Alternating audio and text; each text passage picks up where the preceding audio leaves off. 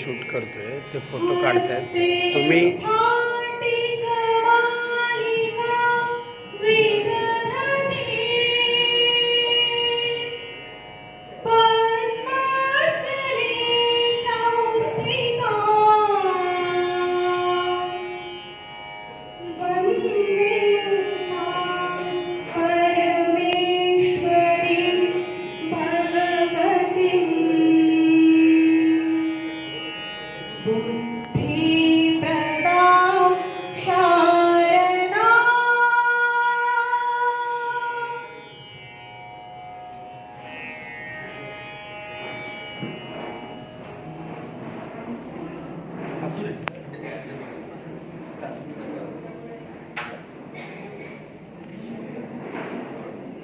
ही पारंपरिक सादर केली होती. आज ज्येष्ठ शुद्ध त्रयोदशी अर्थात शिवराज्याभिषेक दिन. छत्रपती शिवराय उत्कर्ष आणि श्री सुरेश जोग या सर्वांच्या प्रेमापोटी जमलेल्या आपण सर्वांचे मी शिक्षण प्रसारक मंडळ मालाड या संस्थेच्या वतीने हार्दिक स्वागत करतो. ठरवूनही आणता येणार नाही इतका सुंदर योग आज आला आहे. आजच्या कार्यक्रमामध्ये प्रास्ताविक करण्यासाठी मी संस्थेचे कार्याध्यक्ष श्री अनिल कुलकर्णी यांना विनंती करतो.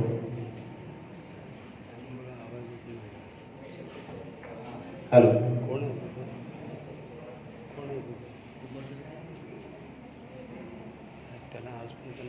नमस्कार. आमच्यावर उपस्थित सर्व मान्यवरांचं स्वागत. सगळे प्रेक्षकगण, संस्थेचे हितचिंतक, आधारस्तंभ आणि संस्थेचे शिक्षक, शिक्षकेतर कर्मचारी सगळ्यांचे स्वागत. 2 वर्ष बाकी आहे. 350 वर्ष पूर्ण होणार. 1674 साली याच दिवशी छत्रपती शिवाजी महाराजांचा राज्याभिषेक झाला.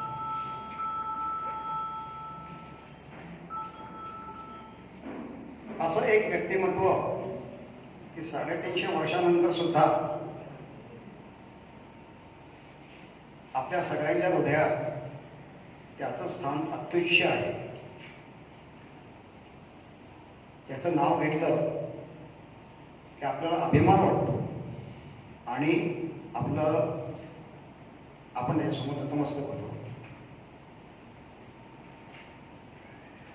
अशा या व्यक्तिमत्वाचा छत्रपती श्री शिवाजी महाराजांचा राज्याभिषेक दिन हा मुहूर्त साधून शिक्षण प्रसारक मंडळ मालाड या आमच्या संस्थेने त्यांचं एक चिरंतन स्मारक, चांगलं स्मारक उभं करावं असं ठरवलं. आणि त्या चांगल्या कल्पनेला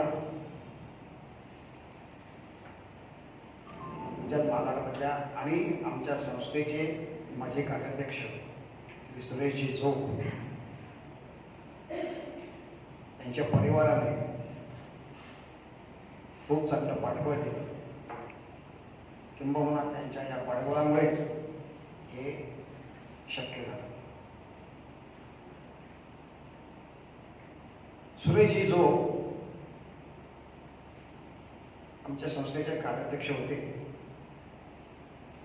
पण ते कार्याध्यक्षापेक्षा खूप जास्त पालक होते संस्थेचे, असं म्हटलं तर वावगं ठरणार नाही. प्रत्येक वेळी त्यांचा आशीर्वादाचा हात पाठीवर असायचा, त्यांचं मार्गदर्शन असायचं आणि त्यांच्या मार्गदर्शनानुसार संस्था प्रगती करत होती. अशा या सुरेशजींच्या प्रेरणेने शिक्षण प्रसारक मंडळ मालाड यांच्या संकल्पनेतून आणि जोग परिवाराच्या पाठबळातून हे स्मारक आता उभं राहत आहे. थोड्याच वेळात त्याचं अनावरण होईल आणि ते सगळ्यांसाठी खुलं होईल.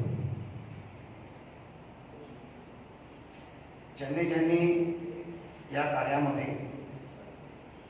आपला सहभाग नोंदवला आहे त्या सगळ्यांचे मनपूर्वक मी आभार मानतो. आभार प्रदर्शन तर होणार आहेच, पण तरीसुद्धा हे माझंही कर्तव्य आहे. आज इथे जे सगळेजण उपस्थित झालेले आहेत त्या सगळ्यांचा पण मी आभारी आहे.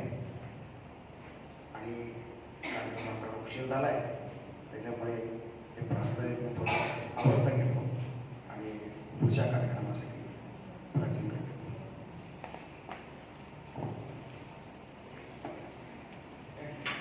धन्यवाद कुलकर्णी सर.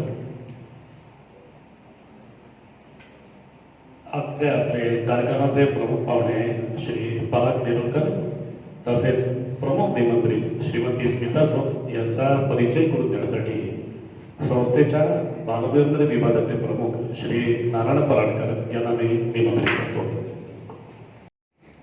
मंचावर उपस्थित सर्वजण आणि माझ्या समोर बसलेले सगळे श्रोतृवृंद, मी आज दोन व्यक्तींचा, असामान्य व्यक्तींचा परिचय करून देण्यासाठी हे उभा आहे. त्याच्यातली पहिली व्यक्ती म्हणजे सर्वसामान्य माणूस शिक्षण पूर्ण झालं की नोकरी बघतो आणि नोकरी अर्थार्जन नंतर गृहस्थाश्रम आणि त्यानंतर सेवानिवृत्त झाल्यानंतर घरी आराम करायचा, अशा दृष्टीने काही माणसं असतात. पण राष्ट्रीय स्वयंसेवक संघाला आत्ता 97 वर्ष पूर्ण होणार आहे. 97 वर्ष पूर्ण झाले, 100 वर्ष 2025 साली पूर्ण होणार आहे. 2009 मध्ये पुन्हा हातकणमधल्या मी ज्या अडचणींचा उल्लेख केला त्या अडचणी वाढल्या. 2009 मध्ये पुन्हा इलेक्शनची वेळ आहे.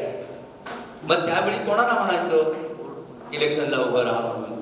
कारण पडायची खात्री, आम्हाला पडायची खात्री होती. आणि त्याच्यात मी होतो, सुरेश जोग होते, आताचे अध्यक्ष विश्वनाथजी मेंदळे होते आणि आमचे प्रकाश दामले म्हणून 1963च्या बॅचचे प्रथम क्रमांक प्राप्त विद्यार्थी. दुर्दैवाने प्रकाश दामले आता नाही. तर आम्ही 4 जण उभे राहिलो, पडायची हमखास गॅरंटी. आणि अचानक नंतर जेव्हा आम्ही 4तले 2 निवडून आलो, त्याच्यात सुरेश जोग होते आणि सुरेश जोगांना 1 मत माझ्यापेक्षा अधिक मिळालं. ते मत मी असं समजतो की 2006च्या जे निवडून न येण्याचं होतं ते 1 मत होतं की ते माझ्यापेक्षा +1 होतं. आणि तिथे त्यांचा तो मोठेपणा आपोआप व्यक्त झाला. तुम्ही त्याला योग म्हणा, तुम्ही त्याला अध्यात्म म्हणा, काही म्हणा, प्रेम म्हणा, लोभ म्हणा, काय पण म्हणा, पण मला ते भावलं. Yes, because he was +1 always as against me. Suresh जोगांचं जे तादात्म्य होतं संस्थेच्या वाटचालीत विलक्षण होतं. प्रत्येक विभागात, आता अजितजींनी असं म्हटलं की ते पालक होते, त्या क्षणी मला लक्षात आलं की पालक 2 अर्थाने होते. या सोनल श्वेताचे बाबा म्हणून आणि संस्थेचे अजितजींनी त्याच अर्थाने म्हटलं, दोन्ही अर्थाने की संस्थेत ते पालक होते. आणि त्यामुळे कुठलीही वैधानिक वाटचाल असो, भावनिक असो, शिस्तीच्या बाबतीतली असो, त्यांचं जे योगदान होतं ते असंच होतं. काही प्रसंग आठवतात मला की ते अनफॉरगेटेबल आहेत. ते म्हणजे बालमंदिरचे प्रवेश कसे वाटतील ही चिंता. बालमंदिरच्या मुलांना खेळायला काय वस्तू दिल्या पाहिजे, त्यांच्यासाठी एका ट्रस्टच्या माध्यमातून इथे पश्चिमेला आम्ही झोपाळा आणि असं आणून दिलं. तो स्मिताताई आणि सुरेश जोगांच्याच ओळखीतनं आम्हाला मिळाला. बालमंदिरच्या मुलांना आनंदी कसं ठेवता येईल, त्यांच्या सहली, त्या बाबतीतलं नियोजन, याच्यात त्यांचा मनपूर्वक सहभाग आहे. प्राथमिकची संख्या एस्पेशली पश्चिम आणि पूर्वेला सुद्धा जेव्हा बदलली त्यावेळी नेमकं काय करता येईल. मला आठवत आहे आश्रय हॉटेलच्या समोर 1 तास सुरेश जोग आणि मी गाडीत बसून आम्ही चर्चा करत होतो की प्राथमिकच्या संख्येचं काय करायचं. माध्यमिकमध्ये सर्व्हिस कंडिशन्स कितीतरी वेळा खेट्या घालायला लागायच्या त्या शिक्षणाधिकाऱ्यांच्या ऑफिसमध्ये BMCच्या पाय दुखत असताना सुद्धा, गुडघे अगदी नाजूक झालेले असताना सुद्धा सुरेश जोग यायचे. जिने चढायला लागले त्याची पर्वा न करता ते यायचे. आणि तू तू कर, तू बोल, तुला काय हवंय ते मी ठेवतो इकडे, हे तुला काय पाहिजे, असं करून ते माझ्या मागे उभे राहायचे. फार दुर्मिळ असतं असं असणं.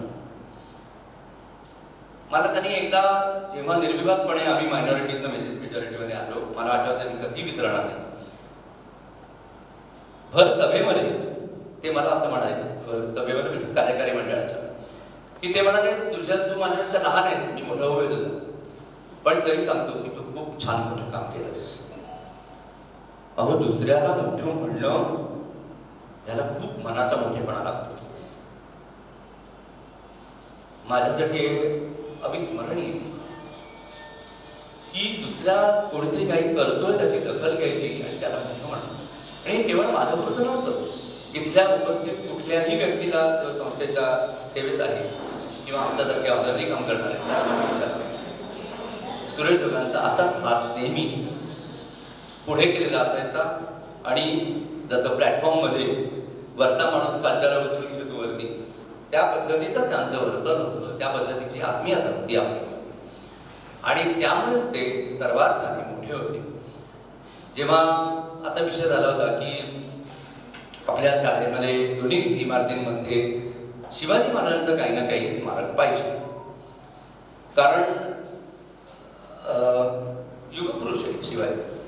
आणि ते सगळ्यांच्या मनात आणि असं फोटो जरी असलं तरी सुद्धा दृश्य स्वरूपात आणि इथल्या वातावरणावर परिणाम करेल अशा पद्धतीने ते सादर केलं पाहिजे अशी कल्पना होती. जेव्हा मी सुरेश जोगांशी त्याविषयी बोललो, ते म्हणाले हो, प्रश्नच नाही. म्हणजे आता जे साकार झालेलं दिसतंय त्याची सुरुवात सुरेश जोगांच्या उपकारात होती. आणि म्हणून जेव्हा स्मिता वहिनींनी त्यांच्या सुरेशजींच्या वर्षश्राद्धाला हा विषय काढला की मला काहीतरी देणगी द्यायची आणि कुठेतरी त्यांचं नाव द्यायचंय, तर त्यावेळेस मग हा विचार जुळून आला की त्यांना ती कल्पना माहिती होती, त्यांना आवडलेली होती, त्यांनी त्याच्यात काही वैचारिक कॉन्ट्रिब्युशन केलेलं होतं. मग तीच कल्पना त्यांच्याच नावाने पुढे द्यायला काय हरकत आहे असा विचार आला. आणि मग मंडळातल्या सगळ्यांच्या सहकार्याने अतिशय उत्कृष्ट पद्धतीचं हे चित्रशिल्प तयार झालं. आणि शिवराज्याभिषेक हा हिंदू मनाचा आणि आपल्या राष्ट्राचा एक फार प्राणबिंदू आहे. आणि त्याच्यामुळे आजचा जो दिवस आहे त्या अशा शुभ दिवशी की जेव्हा हिंदू याच्यात कुठलीही संकुचितता नाही आणि वास्तविक जगाच्या कल्याण करण्याचं सामर्थ्य हे हिंदू तत्वज्ञानाला आहे. तो कुठला एक धर्म नाही, एक रिलिजन नाही, एक पूजा पद्धती नाही, जीवनाचा प्राण आहे. जीवन तत्वज्ञान सांगणारं असं हिंदू तत्वज्ञान आहे.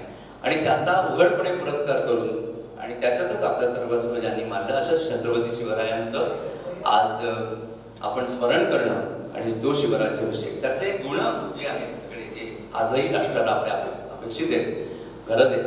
आणि म्हणून एकीकडे शिवछत्रपतींचा राज्याभिषेक दिन, त्याचप्रमाणे सुरेशजींची आठवण हे सामायिकपणे आज करता येईल असं लक्षात आलं.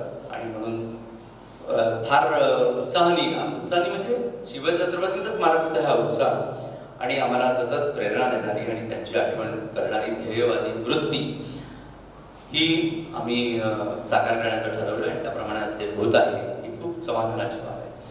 त्याच्या ज्या चित्रशिल्पाच्या वरती 4 ओळी लिहिलेल्या आहेत त्या मुळात स्मिता वहिनींनीच लिहिलेल्या होत्या. त्याच्यात काही चर्चेअंती आम्ही बदल केले. त्यांचं एक यमक होतं ते बदलून मी दुसरं यमक केलं आणि मग खूप त्याच्यावर चर्चा झाली आणि उत्कृष्ट पद्धतीने आमच्या सगळ्या कार्यकारी मंडळाच्या अनेकांचा सहभाग होता की ते विचार करून झालं पाहिजे, कारण ते लिहिलं जाईल ते कायमचं असणार आहे आणि त्यामुळे ते सगळ्या विषयांना न्याय देणारं असं असलं पाहिजे अशी खूप त्याच्यावरती वैचारिक धडपड केली आणि मग ते साकारलेलं आहे आणि जो कुटुंबियांनी ते अप्रूव्ह केलेलं आहे. तर या सगळ्या विषयाचं खूप मोठं समाधान मी व्यक्त करतो. आणि पुढच्या मला वाटतं आशुतोष बोलणार आहे हे चित्रशिल्प कसं घडलं.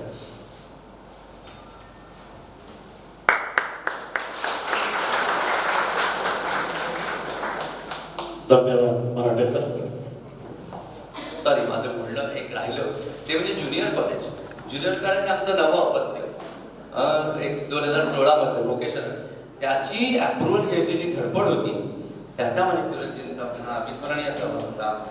सीए ची परीक्षा हा एक विषय आमच्याकडे 2016 मध्ये जेव्हा कॉलेज आलं तेव्हापासून आम्ही सीए ची परीक्षा घ्यायचं चालू केलं आणि त्याच्यामध्ये पुन्हा हे त्यांचा रोल पालकत्व की सीए ची परीक्षा म्हणजे करणाऱ्या तावडेबाई आहेत, सहकारी आहेत, सगळं ठीक आहे, पण ते मला तिथे गेलं पाहिजे, असलं पाहिजे, चौकशी केली पाहिजे, ही जी त्यांची तळमळ होती ती उल्लेख राहिला बोलण्याच्या ओघात म्हणून मी हे केला.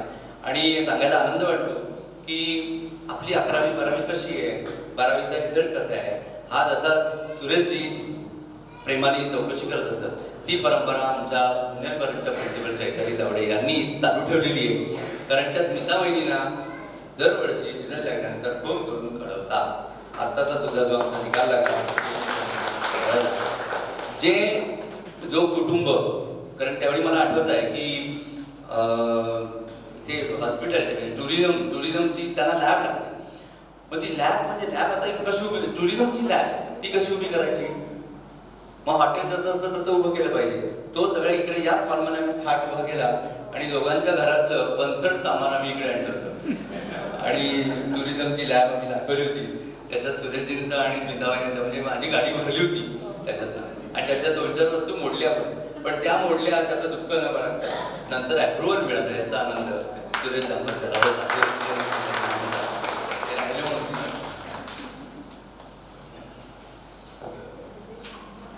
धन्यवाद मराठे सर. जोग सरांविषयी आमच्या सर्वांच्याच आठवणी आहेत. एक आठवण खूप लक्षात राहिली आणि तुम्हालाही ती सांगायची वाटली म्हणून मी ती आठवण तुम्हाला सांगतोय.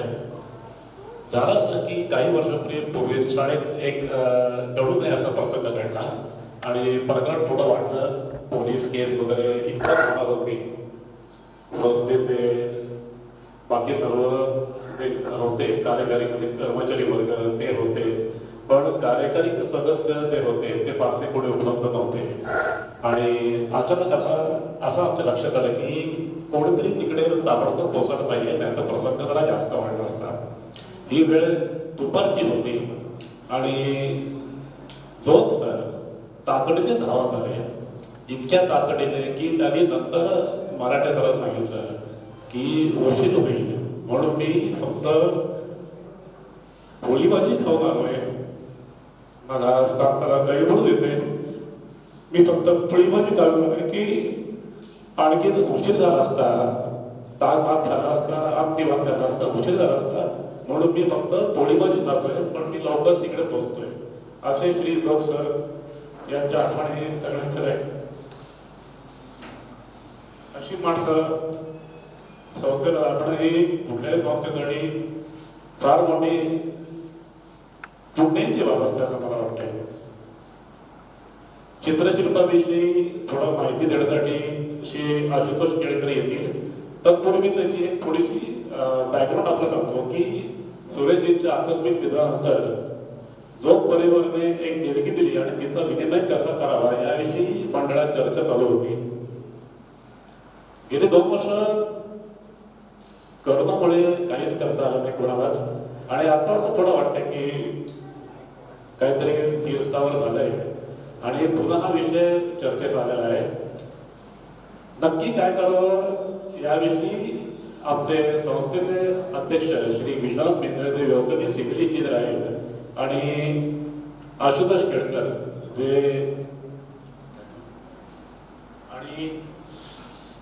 जे व्यवस्थापकीय कलाकार आहेत आणि आर्टिस्ट आहेत, त्यांची स्वतःची कंपनी पण आहे.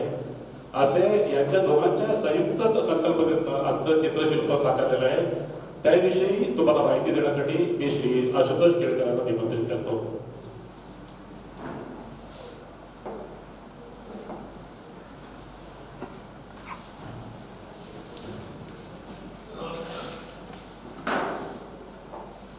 धन्यवाद. व्यासपीठावरील सर्व मान्यवर आणि उपस्थित सर्व उत्कर्ष परिवार, सगळ्यांना मनपूर्वक नमस्कार. आणि आजकालचे एक भावपूर्ण असं मराठे सरांचं आणि वायंकर सरांचं मी जोग सरांविषयी ऐकलं. त्या संकल्पनेतनं आता हे चित्र कसं तयार झालं याचं एक थोडंसं बॅकग्राऊंड आणि म्हणजे अनावरण व्हायच्या आधी तुम्हाला सगळ्यांना काय एक संकल्पना आहे, म्हणजे त्या एवढ्या याच्यामध्ये मागे जसं वरच्या पाठीसाठी जे विचार मंथन किंवा जे झालं तेवढंच त्याच्यापेक्षा किंवा जास्त विचार मंथन किंवा कसं असावं चित्रशिल्प ठरल्यानंतर कसं असावं या बाबतीत सर्वच पातळीवरती कार्यकारी मंडळ आणि सगळ्या पातळीवरती चर्चा करून हे कसं झालं याचा थोडक्यात एक आढावा घेतो मी. तर सुरुवात सगळ्यात पहिल्यांदा एक प्रेरणादायी असं एक आत प्रवेश केल्यानंतर एक चित्र उभं राहावं हे तर सगळ्यांनाच कल्पना होती, सगळ्यांचीच कल्पना तशी होती. त्या दृष्टीने जे मुख्य चित्र असावं चित्रशिल्पामध्ये ते शिवाजी महाराजांचं सिंहासनाधिष्ठित असावं असं सगळ्यांचं मत पडलं. मग त्याच्यामध्ये असं झालं की मग राज्याभिषेकाचा प्रसंग साकारावा का, की जो प्रसिद्ध आहे दलालांनी जो पहिल्यांदा मूर्त स्वरूपात आणला होता तो की शिवाजी महाराज बसले समोर तो इंग्रज वकील आहे, ते अख्खं चित्र घ्यावं का. पण मग एका चित्रामध्ये त्यांचं अख्खं सगळं त्यांचं शिवचरित्राचा सार येईल का, हा सुद्धा एक प्रश्न होता. त्यामुळे असं ठरलं की समोर बघणार आहे म्हणजे ते समोर त्यांचं जे सिंहासनाधिष्ठित हिंदू राजा या दृष्टीने त्यांचं मुख्य चित्र असावं आणि त्याच्या भोवती त्यांचे वेगवेगळे जीवनातले प्रसंग किंवा त्यांच्या आयुष्यातले प्रेरणादायी व्यक्तिमत्व किंवा त्यांच्या सहकारी यांचं चित्रण असावं असं ठरलं. त्या दृष्टीने शिल्पकारांचा शोध सुरू झाला. मग माझे जे मधले सहकारी होते त्यांचे मेवणे ते नेहमी आम्हाला ग्रुपवरती पाठवायचे त्यांची शिल्प आणि तसे अजूनही एक दोन आपल्याकडे आले होते. पण त्याच्यावर जे चांगलं वाटलं म्हणजे त्या ठिकाणी कॉस्ट किंवा याचा विचार न करता जे उत्तम आहे ते आपण निवडलं होतं त्याच्यामध्ये. आणि नाशिकचे श्री संदीप लोंढे म्हणजे त्यांच्याकडे पिढ्यांपासून शिल्पकलेची परंपरा चालू आहे आणि अशा यांना आपण निवडलं आणि चित्रशिल्पाचं काम सुरू झालं. मध्ये म्हटलं तसं मी शिवरायांचा सिंहासनाधिष्ठित चित्र घ्यायचं ठरलं. आता मुख्य म्हणजे जर मुलांसाठी प्रेरणादायी असावं तर काय असणार त्याच्यामध्ये, तर जिजाऊ माँसाहेब आणि त्यांचे संस्कार त्यांच्या ह्याच्यावरनं शिवरायांचं व्यक्तिमत्व एवढं पुढे उभं राहिलं, त्यांचा सहभाग असायलाच पाहिजे. त्यामुळे त्यांचं एक चित्र आहे बाल शिवाजी आणि जिजाऊ माँसाहेब त्यांचं एक छोटं चित्र ठेवायचं ठरलं. नंतर त्याच्यानंतर 16व्या वर्षी ज्या वेळेला हल्लीची मुलं सगळी मोबाईल आणि याच्यामध्ये व्यस्त आहेत त्या ह्याच्यामध्ये एक मुलगा आपल्या सवंगड्यांना घेऊन स्वराज्य निर्माण करायचं स्वप्न बघतो हे काहीतरी दिव्य आणि अद्वितीय आणि त्यामुळे ते असावंच असं ठरलं. त्याच्यानंतर त्यांच्या जीवनातले प्रसंग काय असावे तर खूप आहे.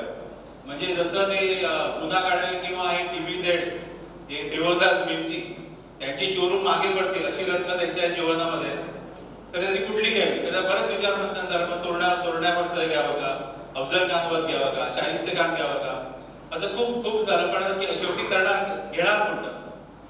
मग त्या दृष्टीने पण एक त्यांचा सहकार्याचा सहभाग त्याच्यामध्ये असावा या दृष्टीने बाजीप्रभू देशपांडे आणि त्यांचे थरारक जे त्यांनी 6 तास त्यांनी युद्ध करून शिवरायांचे प्राण वाचवले, राजा गडावर जाईपर्यंत तोफांची वाट पाहिली, तो प्रसंग घेणं नक्की झालं. आणि त्याच्यानंतर नंतर दुसरं चौथं चित्र कोणतं काय, पण मुख्य चित्र आणि बाजूला 4 चित्र एवढाच आपल्याकडे साईज छोटा आहे आपला त्यामुळे त्याच्यामध्ये फार घेणं शक्य नव्हतं. पण चौथं चित्र कोणतं काय तर त्याच्यामध्ये मराठे सरांनी सुचवलं, बाकी बरेच ऑप्शन होते पण आणि ते पटलं सुद्धा. जे शिवरायांच्या आग्र्याहून सुटका आहे म्हणजे ते स्ट्रॅटेजिक आणि डिप्लोमॅटिक या लेवलवरती पूर्णपणे विरुद्ध बाजूला असताना पूर्णपणे डाऊन असताना कड्याच्या अगदी टोकाशी असताना कसं त्याच्यामधनं बाहेर यावं ते संघर्ष करू हा त्याचा एक वस्तुपाठ आहे मला वाटतं. म्हणजे ज्या वेळेला शिवाजी महाराजांना दरबारातनं परत माघारी निघाले तेव्हा त्यांना कल्पना आली की आता आपण फसलोय. पण त्या क्षणापासून त्यांनी संभाजीराजांना पाठवणं, इतर सरदारांना हे करणं, रामसिंगाचा वापर करून घेणं की मिर्झाराजांनी जरा शब्द दिला होता की तुमच्या केसाला धक्का लागणार नाही, त्याच्या बळावरती रामसिंगाचे सहकार्य आपल्या बाजूला ठेवणं आणि असं तर त्यांनी स्ट्रॅटेजिकली त्यांनी जे प्ले केलं. आणि शेवटच्या क्षणी की ज्या वेळेला ते फुलातच्या कोठडीमध्ये त्यांना हलवणार की तिकडचा बल होणार तर माहिती होतं. त्याच्या एक दिवस आधी तिकडनं पलायन करणं हा म्हणजे स्ट्रॅटेजिक किंवा त्यांचा एक बुद्धिचातुर्य किंवा त्यांचं राजकारण याचा एक परिपाक म्हणता येईल असं चित्र असावं म्हणून ते आग्र्याहून सुटका तो पण एक प्रसंग तिकडे साकारलेला आहे. आणि आता सगळ्या याच्यामध्ये महाराजांचे आध्यात्मिक गुरु म्हणजे समर्थ रामदास स्वामी त्यांचा सहभाग पाहिजेच. पण त्याच्यामध्ये कसं होतं की त्याच्यामध्ये आपल्याकडे जागा लिमिटेड असल्यामुळे त्यांचं प्रत्यक्ष दाखवणं त्यावेळेला थोडं कठीण होतं. आम्ही चर्चा पण केली शिल्पकारांची, त्यांचं पण दाखवता येईल का, पण त्यावेळेला खूप गर्दी होईल जे ते दिसायचं चांगलं दिसलं पाहिजे. तर त्या दृष्टीने पण मग त्यांचं जे समर्थांनी शिवरायांविषयी जे म्हटलेलं आहे म्हणजे ते अद्वितीय असं जे काव्य आहे जे की त्यांनी स्वतःच त्यांनी ते पाठवलं होतं. 1672 मध्ये शिवरायांना पत्र लिहून त्यांनी समर्थांनी हे पाठवलं होतं. निश्चयाचा महामेरू बहुजनांचे आधार ते आपल्याला आता बघायला मिळेलच पाठीवरती. तर त्यांचा सहभाग त्याच्यामध्ये असावाच. म्हणजे गुरु शिष्याचं वर्णन करतोय. बरेच म्हणले गुरु काय हल्ली तर म्हणतात की नाही गुरु वगैरे, पण सगळ्यांनी कौस्तुभ कस्तुरे आणि संकेत परांजपे लंडनचे एक जाताना छोटासा उल्लेख करतो की त्यांनी जे चाफळची सनद जी आहे ती त्यांनी प्रकाशात आणली. त्याच्यावर शिवरायांची स्वतःची मुद्रा आहे आणि ऑथेंटिक असा कागदपत्र त्यामध्ये स्पष्ट त्यांनी म्हटलेलं आहे की माझे सद्गुरू आणि अमुक तमुक ते बरंच त्यांचं आहे त्याच्यामध्ये. तर सगळ्यांनी जरूर YouTube वरती ते बघावं. आणि अशा तऱ्हेने हे चार्याचं सगळ्यांचा परिपाक म्हणून हे चित्रशिल्पात उभं राहिलेलं आहे आणि ते सगळ्यांना आवडेल. आणि चित्रकार आपले शिल्पकार लोंढे यांचं पण खूप कौतुक, त्यांनी मनापासून त्यांनी फार छान काम केलं आहे. ते स्वतःच येणार होते पण काही अपरिहार्य कारणामुळे ते आज येऊ शकले नाही, पण त्यांची उपस्थिती आम्हाला नक्कीच अनुपस्थिती नक्कीच जाणवते. तर त्यांनाही धन्यवाद, सगळ्या कार्यकारी मंडळाला धन्यवाद.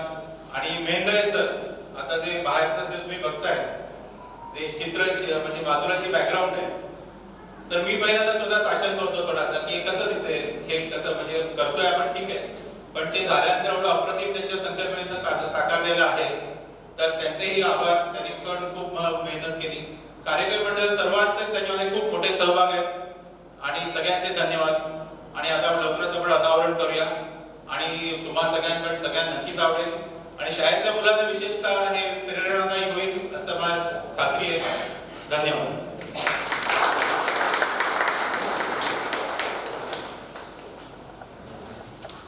धन्यवाद केळकर सर, फार सुंदर माहिती आपण दिली आजच्या कार्यक्रमाबद्दलची.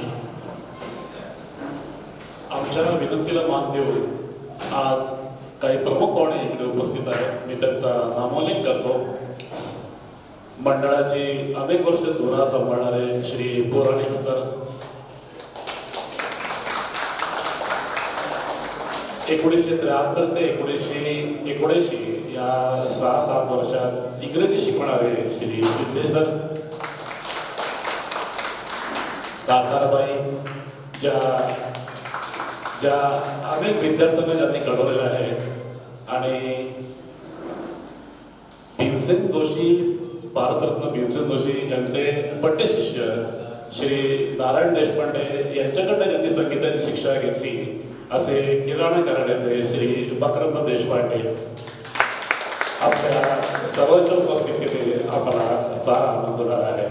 बकरंजी धन्यवाद का ते कमीत कमी वेळात या सर्वांनी आम्हाला इकडे येऊन उपकृत केलं आहे. आता प्रत्यक्ष शिल्पचित्र अनावरणाचा कार्यक्रम होणार आहे. त्यासाठी आपण सर्व मंडळींनी कृपया प्रांगणात जमावे अशी मी आपल्याला विनंती करतो.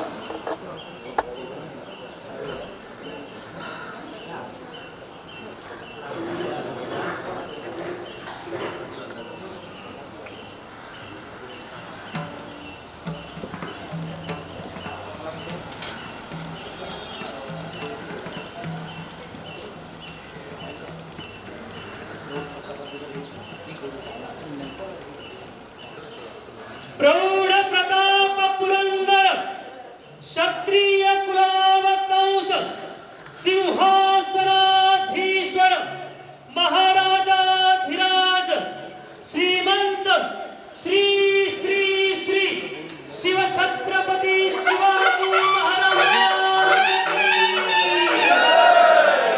जय भवानी जय शिवाजी जय भवानी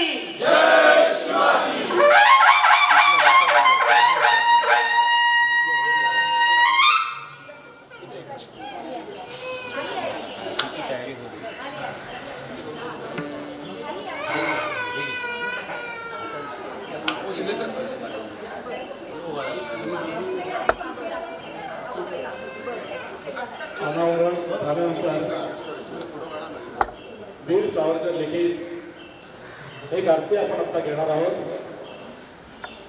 संगीत पंडित रघुनाथ मंगेशकर यांचं.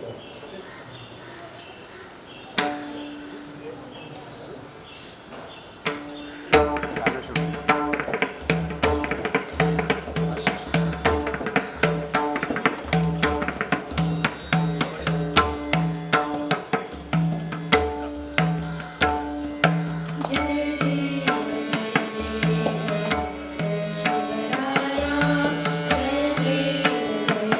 देव जय शिवराया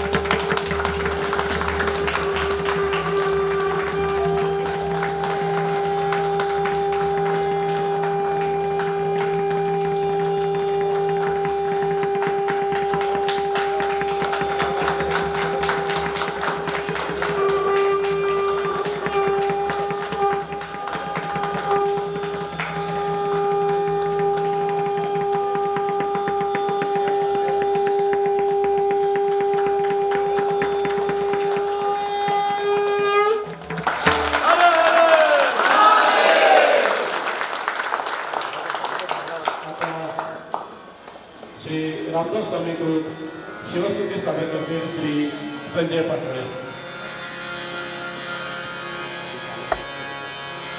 निश्चयाचा महामेरू बहुत जनासी आधार, अखंड स्थितीचा निर्धार श्रीमंत योगी.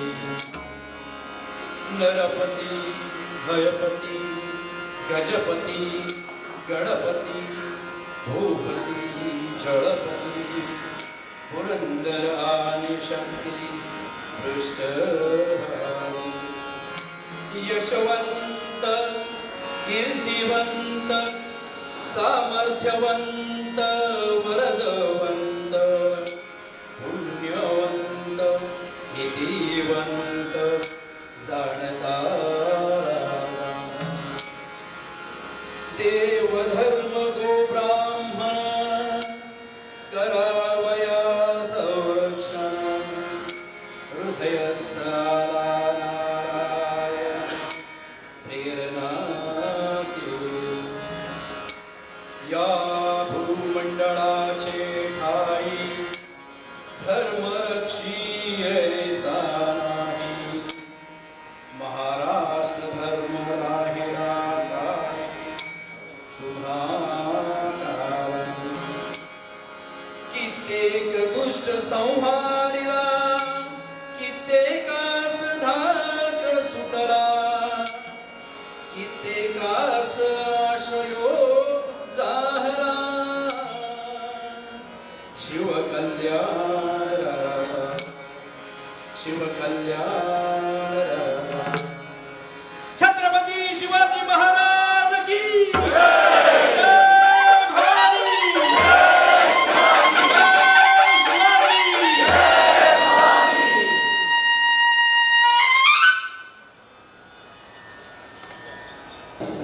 आजच्या आपल्या कार्यक्रमाच्या मुख्य निमंत्रित श्रीमती स्मिताताई चोख यांचं मनोगत सादर करतील त्यांच्या ज्येष्ठ कन्या सोहल भागवत. या छत्रपती शिवाजी महाराजांच्या पुण्यस्मृतीस विनम्र अभिवादन. उपस्थित सर्वांना नमस्कार. शिक्षण प्रसारक मंडळाचे पूर्व कार्याध्यक्ष मी आई म्हणजे स्मिताताईंचं मनोगत वाचते. शिक्षण प्रसारक मंडळाचे पूर्व कार्याध्यक्ष माझे यजमान श्री सुरेश चोख यांना मनपूर्वक आदरांजली. आपल्या सर्वांनाच माहीत आहे की जन्माला आलेल्या प्रत्येकालाच मृत्यू अटळ आहे. हा नियतीचा नियमच आहे. जोगसरांच्या बाबतीत जे घडले ते अनपेक्षित अघटितच आहे. त्या धक्क्यातून अजूनही आम्ही सावरू शकत नाहीये. असो, परवाच 12वीचा रिझल्ट लागला. उत्कर्ष कॉलेज प्रमुख श्रीमती चैताली गावडे मॅडम यांचा फोन आला. मला रिझल्ट सांगितला. गेली 3 वर्षे न चुकता रिझल्टचा फोन येत आहे. त्यामागील भावना अनमोल आहे. जोगसरांच्या पश्चात अशा पद्धतीने आठवण जपणारा कर्मचारी वृंद खूपच धन्यता वाटली. ही आपुलकी हे प्रेम जोगसरांच्या प्रती आजही जपले जात आहे. जसे पेरा तसे उगवते असे म्हणतात ते खरेच आहे. घरी जेव्हा आमचे संवाद होत असत तेव्हा शाळा कर्मचारी वृंद संस्था यांचा विकासाचा ध्यास सर्वांच्या प्रती असलेले प्रेम स्नेह सातत्याने जाणवत असे. त्यांचे मूळ वास्तव्य गिरगाव. लहानपणापासून संघाच्या संस्काराच्या मुशीतून त्यांची वैचारिक जडणघडण झाली. घोषवादक म्हणूनही त्यांचा सहभाग असे. युनायटेड वेस्टर्न सांगली बँकांना सेवा देऊन संघ परिवाराची बँक म्हणून जनकल्याण बँकेत उच्च पदावरून निवृत्त झाले. संपूर्ण दिवस बँकेत वेळ जात असल्यामुळे ते मालाडमध्ये कमीच असायचे. ते नेहमी म्हणायचे, मला मालाडमध्ये कोणी ओळखत नाही. परंतु उत्कर्ष मंदिरने त्यांना मालाडमध्ये स्वतःची स्वतंत्र ओळख दिली. मुळात स्वभाव चेष्टेखोर, पण कधीही कोणाला लागेल अशी चेष्टा त्यांनी केली नाही. हसत खेळत समजावून मुद्दा पटवून देण्यात समजावून सांगण्यात त्यांचा हातखंडा होता. आम्ही मालाड येथे राहण्यासाठी आल्यावर मुलींच्या शाळेचा प्रश्न आला. प्रथम शिकण्याचे माध्यम मग शाळा असा विषय झाला. मराठी माध्यमाला झुकते माप दिले. दयानंदमध्ये मी नोकरीस असल्यामुळे उत्कर्षमध्ये प्रवेश घ्यायचे ठरले. त्यावेळी शाळा प्रवेश रांगेत नंबर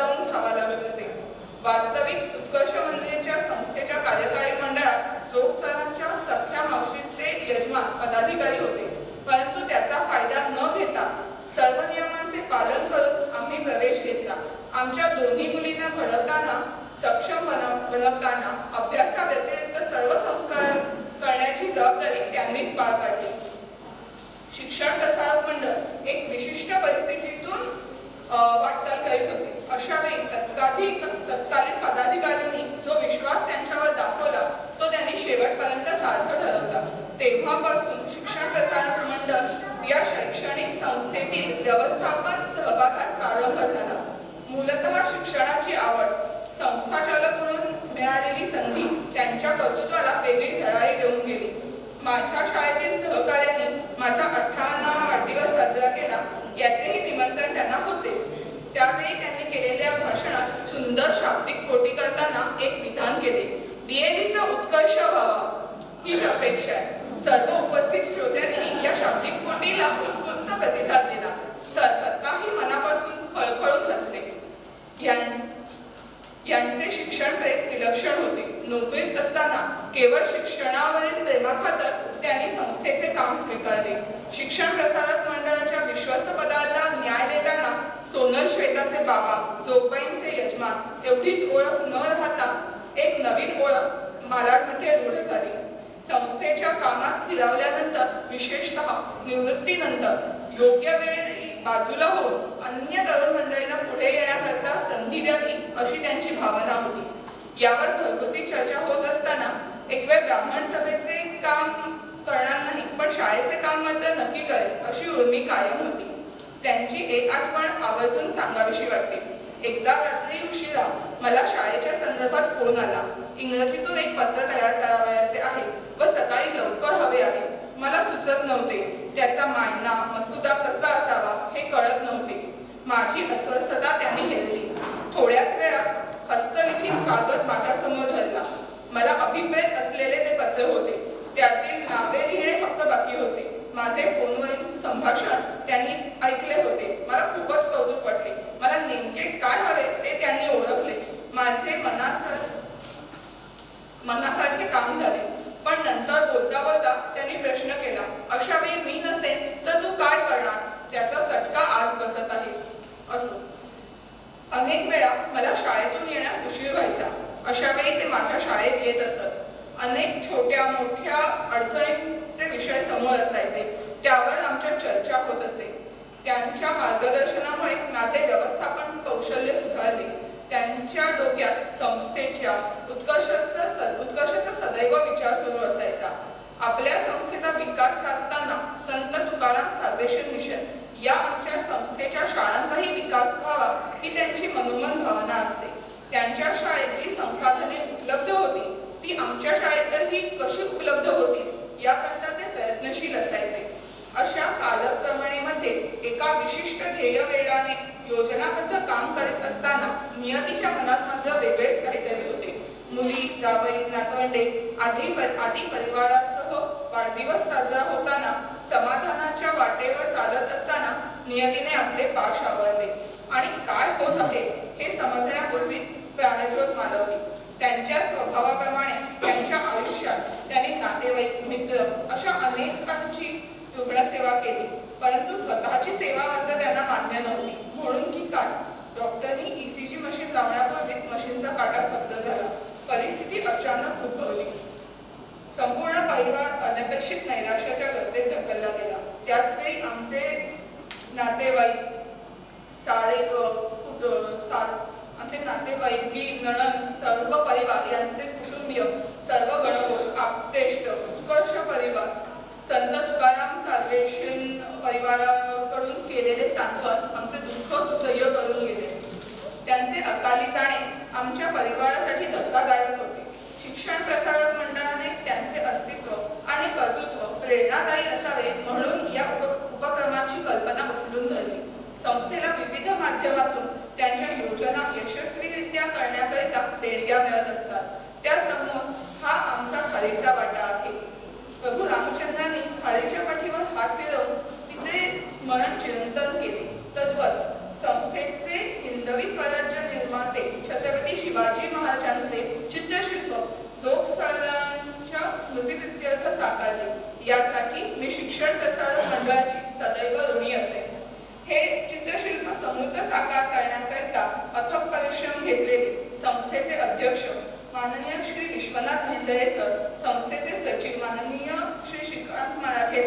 कार्याध्यक्ष माननीय श्री अनिल कुलकर्णी सर, श्री अपूर्व कोडके सर, श्री पराग काळिंबे सर, श्री संजय पाटोळे सर या सर्वांप्रती मी जोग परिवाराकडून कृतज्ञता व्यक्त करते.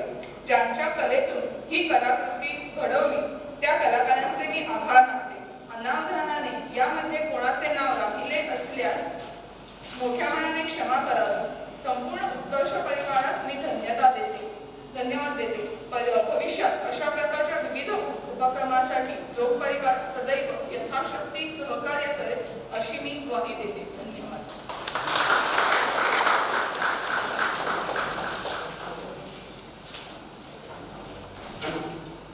सॉरी, आशुतोष केळकर सरांचं नाव राहून गेलंय, तर त्यांचे पण मनपूर्वक धन्यवाद.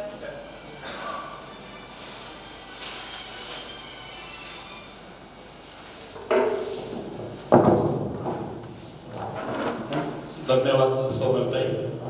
आता पुन्हा एकदा वीर सावरकर लिखित एक गीत याचं गायन होईल. संगीत पंडित रघुनाथ मंगेशकर. हे हिंदू नृसिंहा प्रभू शिवाजी राजा. डॉक्टर श्वेता मेन यांनाही 2 शब्द बोलण्याची मी विनंती करतो.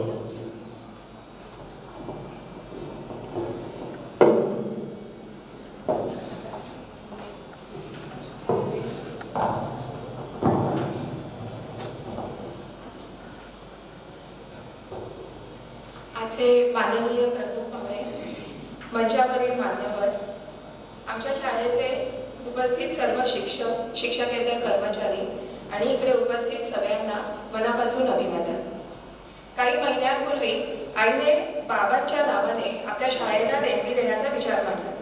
त्या देणगीचा कसा आणि कुठे वापर करायचा याचा पूर्ण अधिकार आणि सगळी जबाबदारी संस्थेवरच सोपवली होती. छत्रपती शिवाजी महाराजांचे स्मारक उभारण्याची कल्पना श्री श्रीकांत मराठे सरांनी आम्हाला सांगितली आणि ते म्हणाले की बाबा असताना, त्यांनी पण हा उल्लेख केलाच, पण बाबा असताना बाबांच्या समोर ह्या सगळ्या गोष्टींची चर्चा झालेली होती. त्याच्यामुळे आम्हाला कोणालाच याच्यामध्ये काही अडथळा वाटला नाही आणि आम्ही या संकल्पनेला दुजोरा दिला आणि खरं काम त्यानंतर सुरू झालं. संस्थेचे सर्वच विश्वस्त आणि श्री पाटोळे सर यांनी अथक परिश्रम केले आणि ते दिसतंय. आम्ही आज जे शिल्प बाहेर बघतोय, आमच्या कल्पनेपेक्षा खूपच छान आणि सुरेख हे शिल्प झालेलं आहे आणि मला खात्री आहे की आपल्या शाळेच्या सगळ्या विद्यार्थ्यांना हे प्रेरणादायी नक्कीच ठरेल. मला खात्री आहे की हे करताना पुष्कळ विचार विनिमय, चर्चा झाल्या असतील. बाकीच्या सगळ्या कामांमधून वेळ काढून या सगळ्यांनी या उपक्रमासाठी प्रचंड मेहनत घेतलेली आहे आणि ते तिथे दिसतेच आहे. आम्ही दोघी मुली, म्हणजे ताई आणि मी, आम्ही पुण्यात असल्यामुळे आणि आमच्या मुली लहान असल्यामुळे आम्हाला थोडा सुद्धा सहभाग ह्या उपक्रमामध्ये इच्छा असूनही करता आला नाही. पण आज इथे उभं राहून बाबांच्या नावाने उभारण्यात आलेलं स्मारक बघताना मनात येणाऱ्या भावना मला शब्दात व्यक्त करणं अतिशय कठीण आहे. आधी आईने सुद्धा सांगितलं, मराठे सर सुद्धा बोलले, पण मला हे परत सांगायचंय कारण बाबा खूप वेळाने म्हणायचे की मालाडमध्ये मला कोणीही ओळखत नाही. इथे माझी ओळख फक्त जोगबाईंचा नवरा किंवा सौंदर्य आणि श्वेताचे वडील एवढीच आहे. पण आज आम्हाला जोग सरांच्या मुली आणि आईला जोग सरांची बायको अशीही ओळख मिळाली आहे आणि हे बाबांना खूप मनापासून सांगावंसं वाटतंय, पण आज दुर्दैवाने ते आपल्यामध्ये नाही आहे. आपल्या सगळ्यांच्या मेहनतीमुळे बाबांचं नाव आपल्या शिक्षण प्रसारक मंडळ संस्थेशी कायम जोडलेलं राहील आणि त्यासाठी आम्ही तुमच्या सगळ्यांचे सदैव ऋणी राहू. जायच्या आधी मला एकच गोष्ट फक्त खूप आवर्जून इथे सांगावीशी वाटते की मी माझं कुटुंब किंवा माझं घर या पलीकडे जाऊन दुसरी व्यक्ती किंवा संस्था किंवा इतर कोणासाठीही स्वतःला झोकून देऊन निस्वार्थीपणे काहीतरी करण्याची जी वृत्ती, म्हणजे जी तुमच्या पिढीमध्ये सगळ्यांमध्येच आहे, ती आमच्या पिढीत तितकीशी दिसून येत नाही आणि हे मला, म्हणजे मी ही कबुली देते इथे. आम्ही सगळेजण समूह खूप सेल्फ सेंटर्ड होत चाललोय, पण आपल्या सगळ्यांच्या या मानसिकतेचा यापुढे वारसा चालू ठेवण्यासाठी आम्ही नक्कीच प्रयत्न करू आणि त्यासाठी लागणारी ताकद आम्हाला मिळो यासाठी मी देवाकडे प्रार्थना करते आणि आपल्या सगळ्यांचे आशीर्वाद कायम आमच्याबरोबर असेच राहोत अशी इच्छा व्यक्त करते. या स्मारकाप्रित्यर्थ स्मिताताई जोग यांनी पूर्वी 1 लाखाची देणगी दिली होती. बघता बघता कार्यक्रमाचा एकंदरीत आवाका वाढला, शिल्पाचा आवाका वाढला. त्यामुळे त्यांनी आणखी 70,000 रुपये देणगी आता संस्थेचे अध्यक्ष श्री विश्वनाथजी बिंदळे यांना मी विनंती करतो की त्यांनी संस्थेतर्फे या देणगीचा स्वीकार करावा.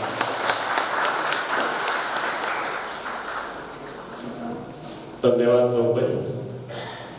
मगाशी म्हटल्याप्रमाणे आता हे हिंदू तुळशीराम प्रभू शिवाजी राजा हे गाणे सादर करतायत. रचना वीर सावरकर आणि संगीत पंडित हृदयनाथ मंगेशकर.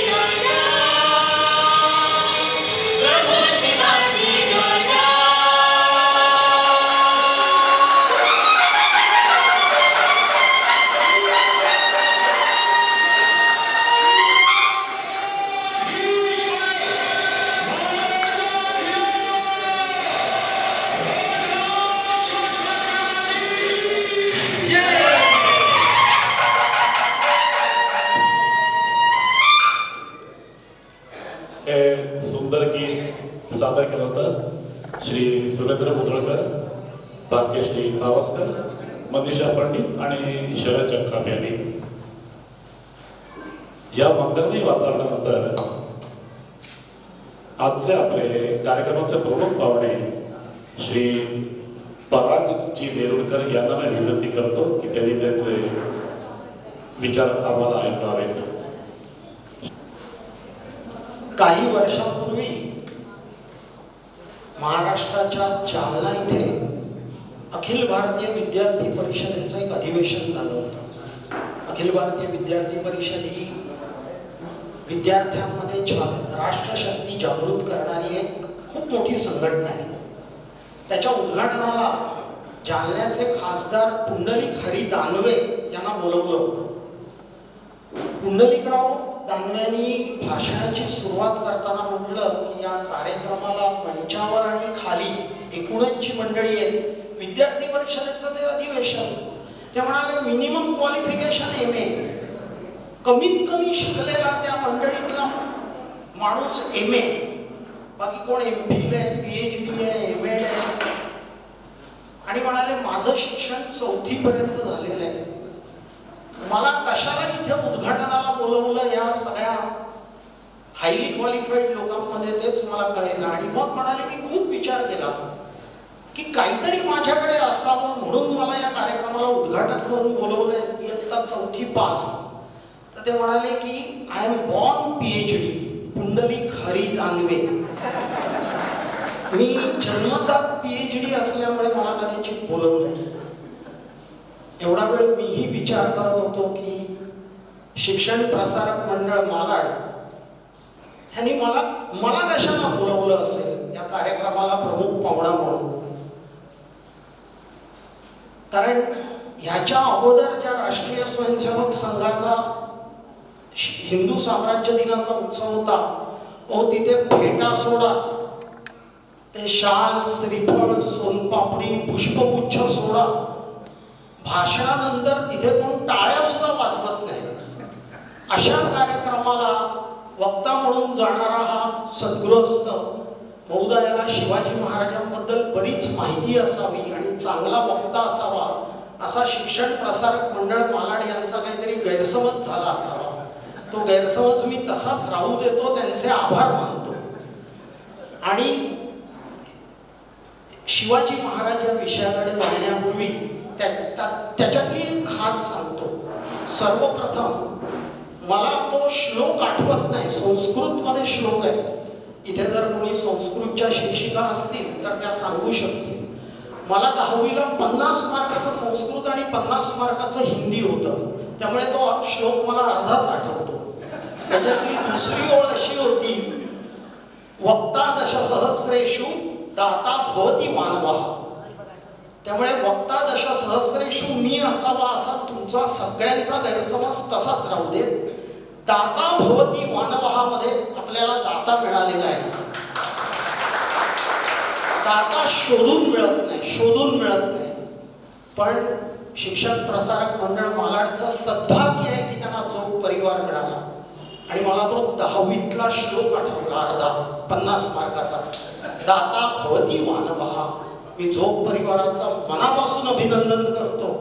आणि आपल्या पूर्वजांनी किती सार्थ असा तो श्लोक लिहिलेला आहे, त्याची आज प्रचिती आहे.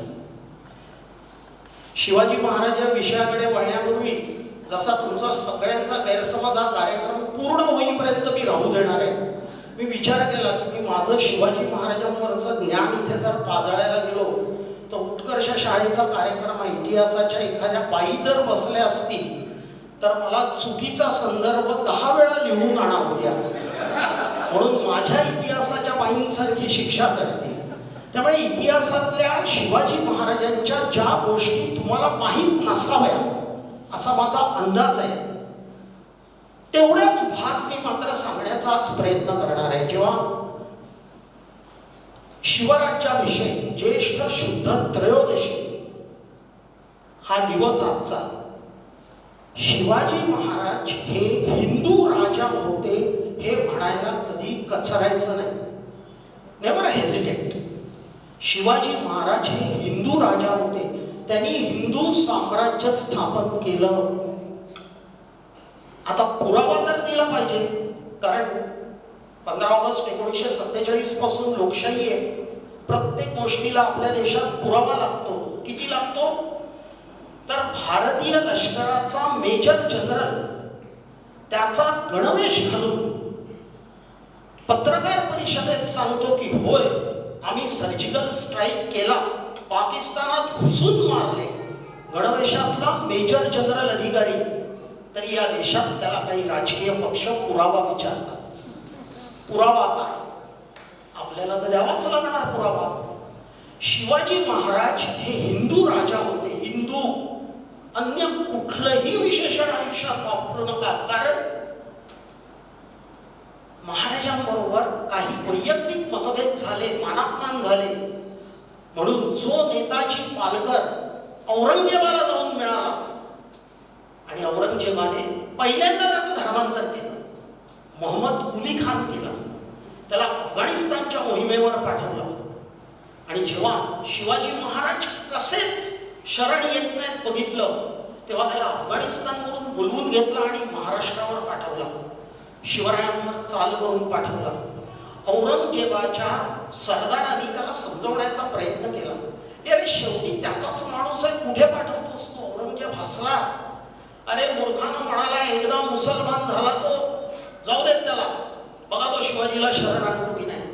नेताजी पालकर स्वराज्यावर चालून आले.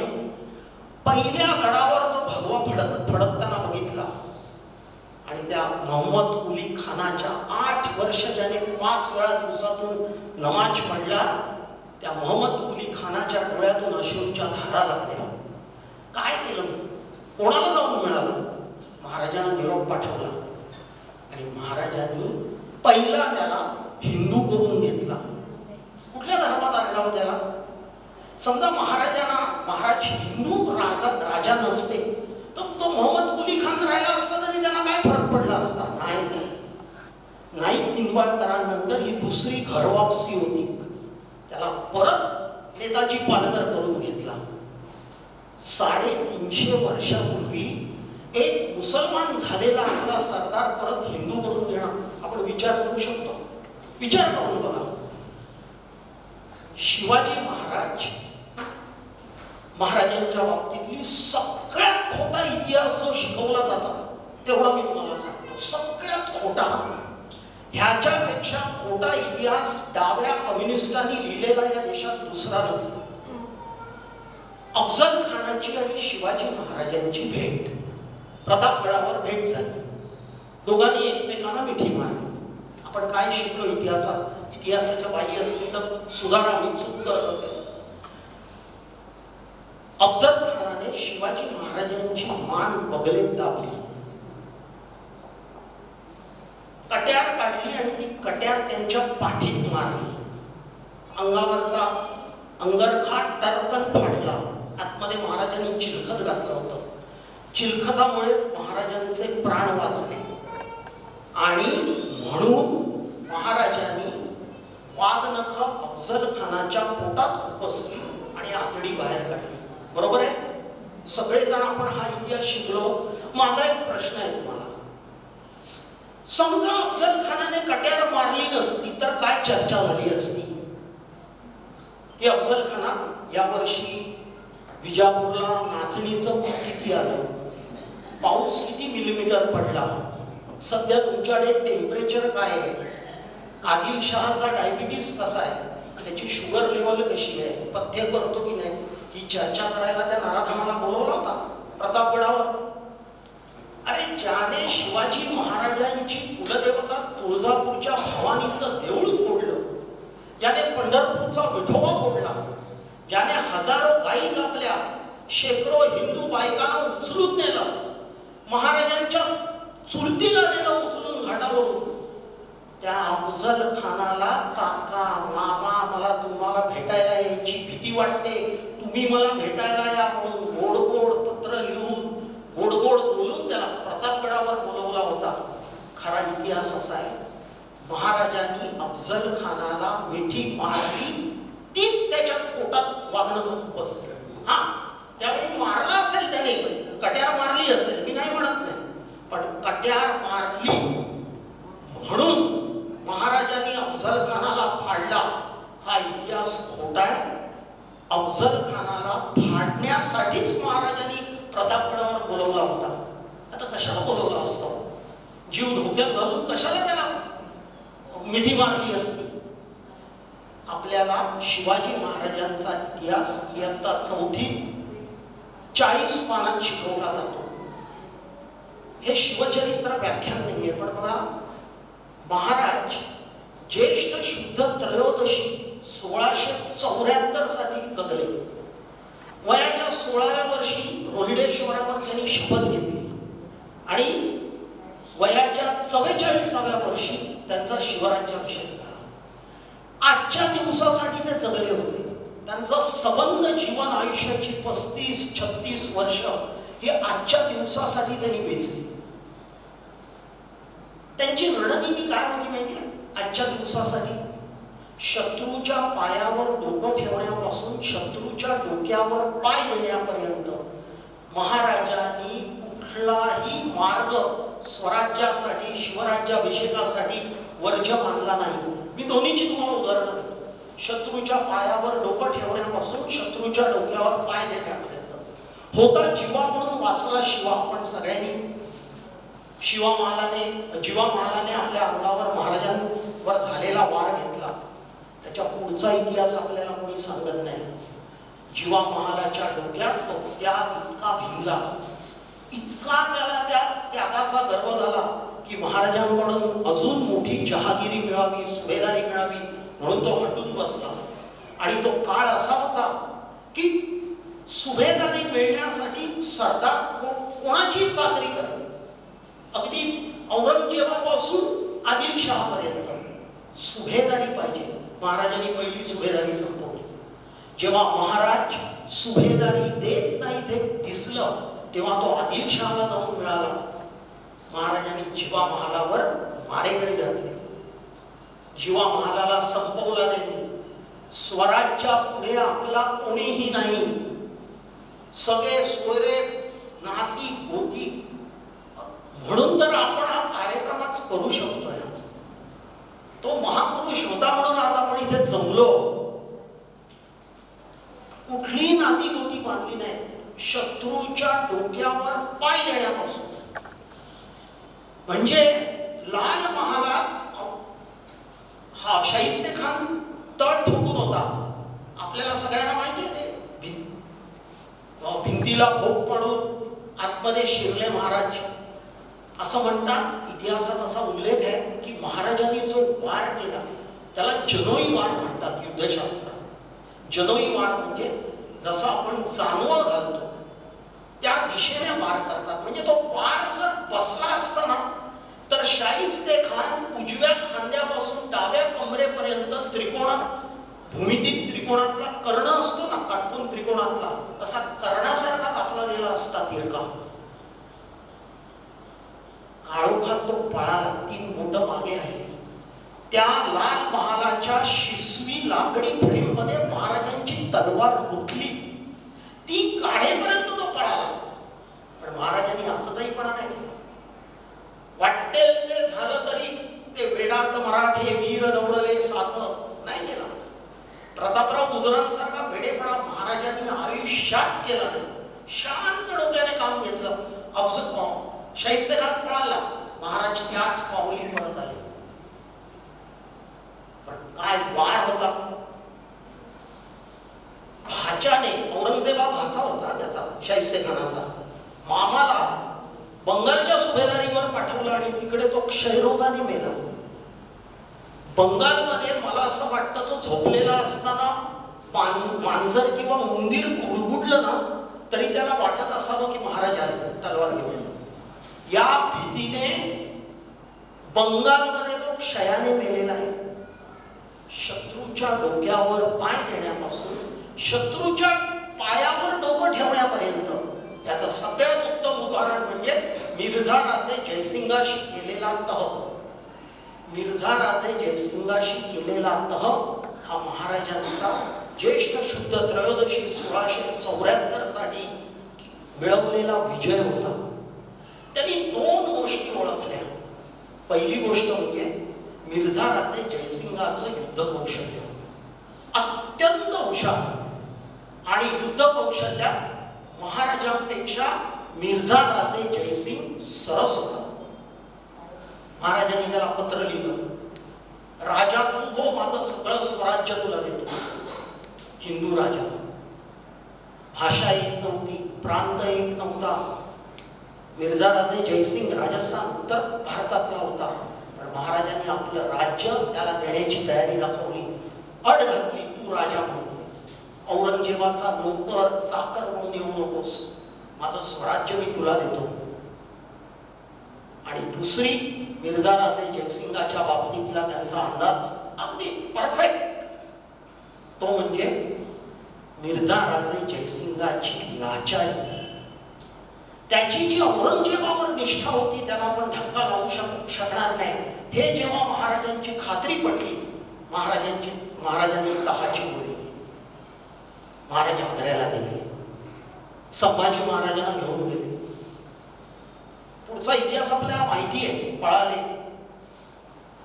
आणि मजा बघा, राष्ट्रीय स्वयंसेवक संघाचे चौथे सरसंघचालक राजेंद्र सिंहजी उत्तर प्रदेशमध्ये प्रचारक असताना त्यांनी एका छोट्या शहरात गेले होते. तिकडच्या कार्यकर्त्याला विचारलं की ते भेटण्यासारख्या समाजातली प्रतिष्ठित मंडळी कोण आहे. त्याने काही नावं सांगितली, डॉक्टर, इंजिनियर, सरकारी अधिकारी, वकील. आणि बोलता बोलता त्याने एक नाव सांगितलं, शिवाजी सिंह, इतिहासाचे प्राध्यापक आहेत. राजेंद्र सिंहजींनी त्याला सांगितलं, परत सांग नाव. तो म्हणाला शिवाजी सिंह. ते म्हणाले नाही, शिवजी सिंह होगा. तो म्हणाला नाही, पूरा शहर तो उनको शिवाजी सिंह नाम से जानते हैं. चलो म्हणाले, उनके घर चलेंगे. ते गेले त्यांच्या घरी. वयोवृद्ध आई वडील होते घरात. आई वडिलांनी विचारलं काय काम आहे. शिवाजी सिंह म्हणाले लंडनला गेले, काही इतिहासाची कॉन्फरन्स आहे, त्यांचं संशोधन, ते पेपर्स वाचण्यासाठी गेले. राजेंद्र सिंहजी म्हणाले शिवाजी सिंहांची काम नाही आमचं, तुमच्याकडे. तुम्ही तुमच्या मुलाचं नाव शिवाजी सिंह कसं ठेवलं? उत्तर भारतात शिवाजी सिंह. त्या वडिलांच्या डोळ्यात अश्रू उभे राहिले. ते म्हणाले, जब शिवाजी महाराज आगरा से भागे तो महाराष्ट्र जाने तक उन्होंने जिन घरों में निवास किया उसमें से एक घर हमारा था. और तब से हमारे हर पीढ़ी में एक बच्चे का नाम हम शिवाजी रखते हैं, एक. और हमारा सौभाग्य है कि हमारे घर में वो पीढ़ी का जन्म हुआ जो शिवाजी महाराज के याद में हम आज भी एक पीढ़ी में जो नाम रखते हैं, हमने हमारे लड़के का रखा. फक्त डोळे मिटून विचार काय राजा होऊन गेला. आणि फक्त या 1674 ज्येष्ठ शुद्ध त्रयोदशीसाठी त्यांनी पुढची 36 वर्ष असं म्हणजे नो डेव्हिएशन त्यांचं लक्ष ते होतं. आणि त्या ज्येष्ठ शुद्ध त्रयोदशी 1674 ची पावती त्यांना औरंगजेबाने दिली. महाराजांना 2 जणांनी दिल्या पावती, एक कट्टर शत्रूने आणि एका सद्गुरूने. कट्टर शत्रूने काय दिली, जेव्हा दवंडी पिटवली गेली, द्वाही फिरली शिवराज्याभिषेकाची, आग्र्याला औरंगजेबाच्या समोर त्याचे सरदार महाराजांची टिंगल करायला लागले, एकमेकांना टाळी द्यायला लागले की काय तो शिवाजी एवढंसं राज्य घेऊन राज्याभिषेक करतोय, उपहास करायला लागले. औरंगजेबाची लाही झाली, संताप झाला त्याचा. आणि तो ओरडला, अरे मूर्खानो, तुम्हाला कळतंय का तो काय करतोय ते? शिवराज्याभिषेक क्या है पता है आपको?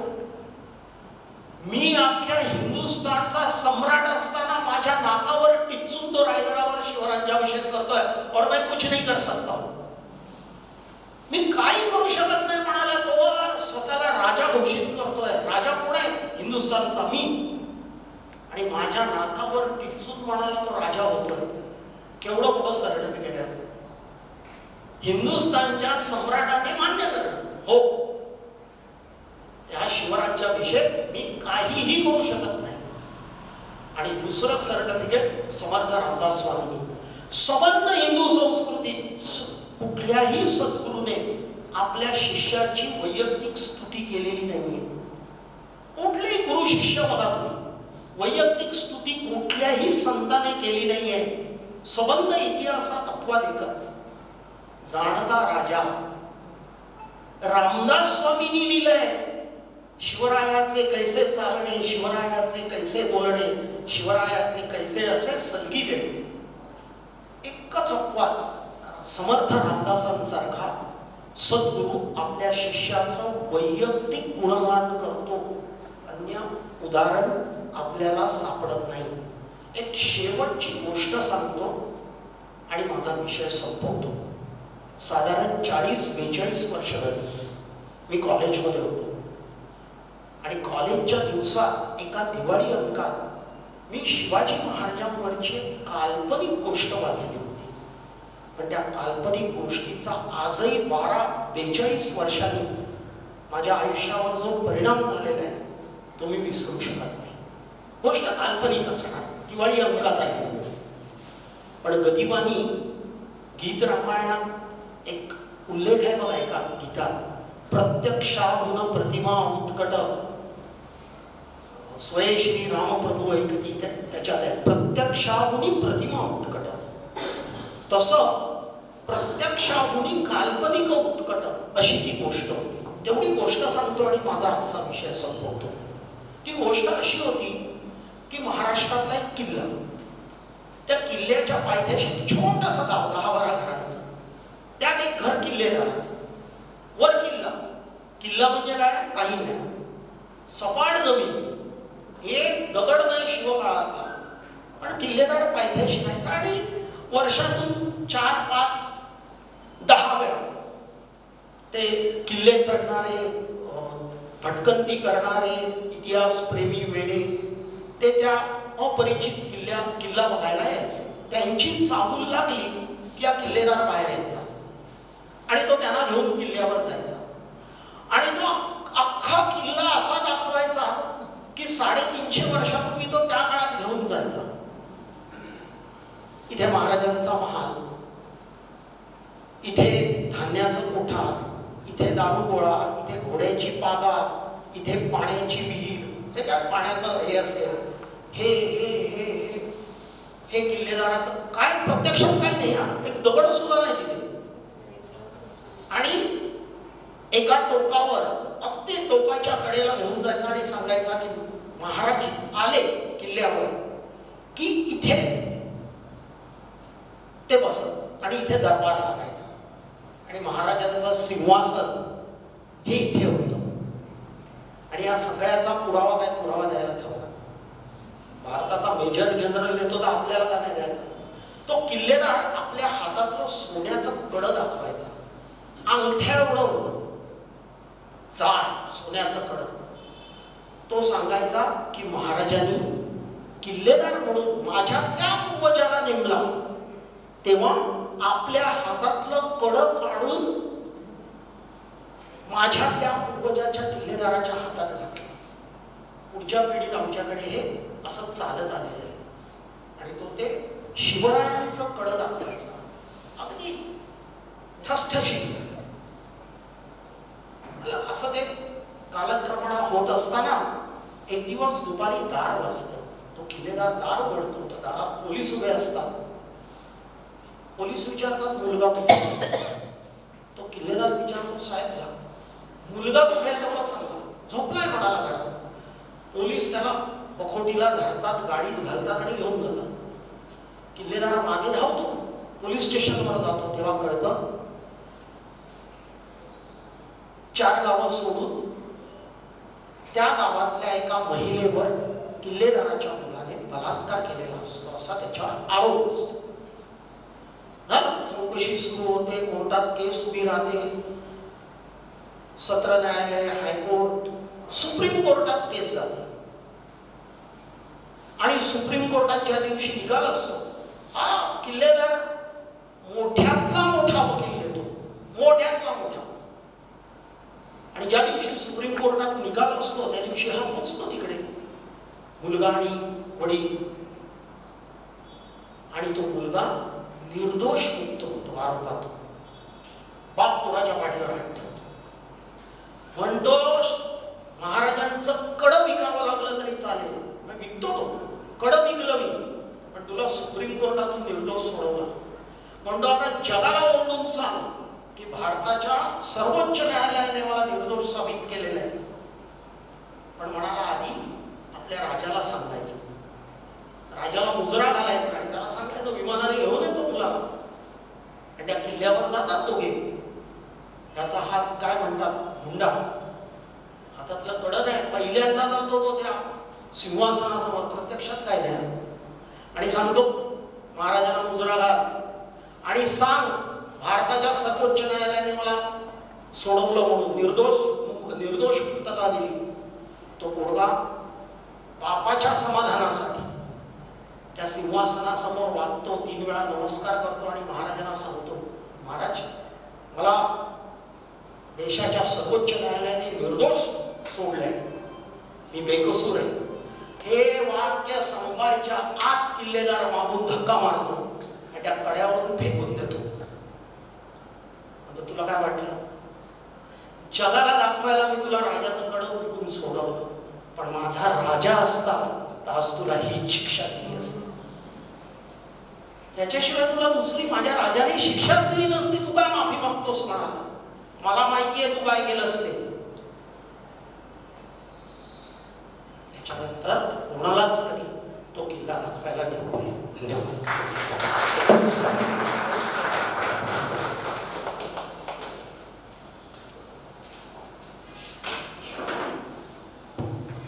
धन्यवाद नेरुरकर सर. इतिहासातली अनेक माहिती आपल्याला नसते सर्वसाधारणपणे, आज बऱ्याच गोष्टी आपण आमच्या लक्षात आणून दिल्यात. आता शिक्षण प्रसारक मंडळाचे मुख्य जे आहेत म्हणजे अध्यक्ष श्री विश्वनाथजी मेंदळे यांनी त्यांचं अध्यक्ष भाषण करावं अशी मी त्यांना विनंती करतो.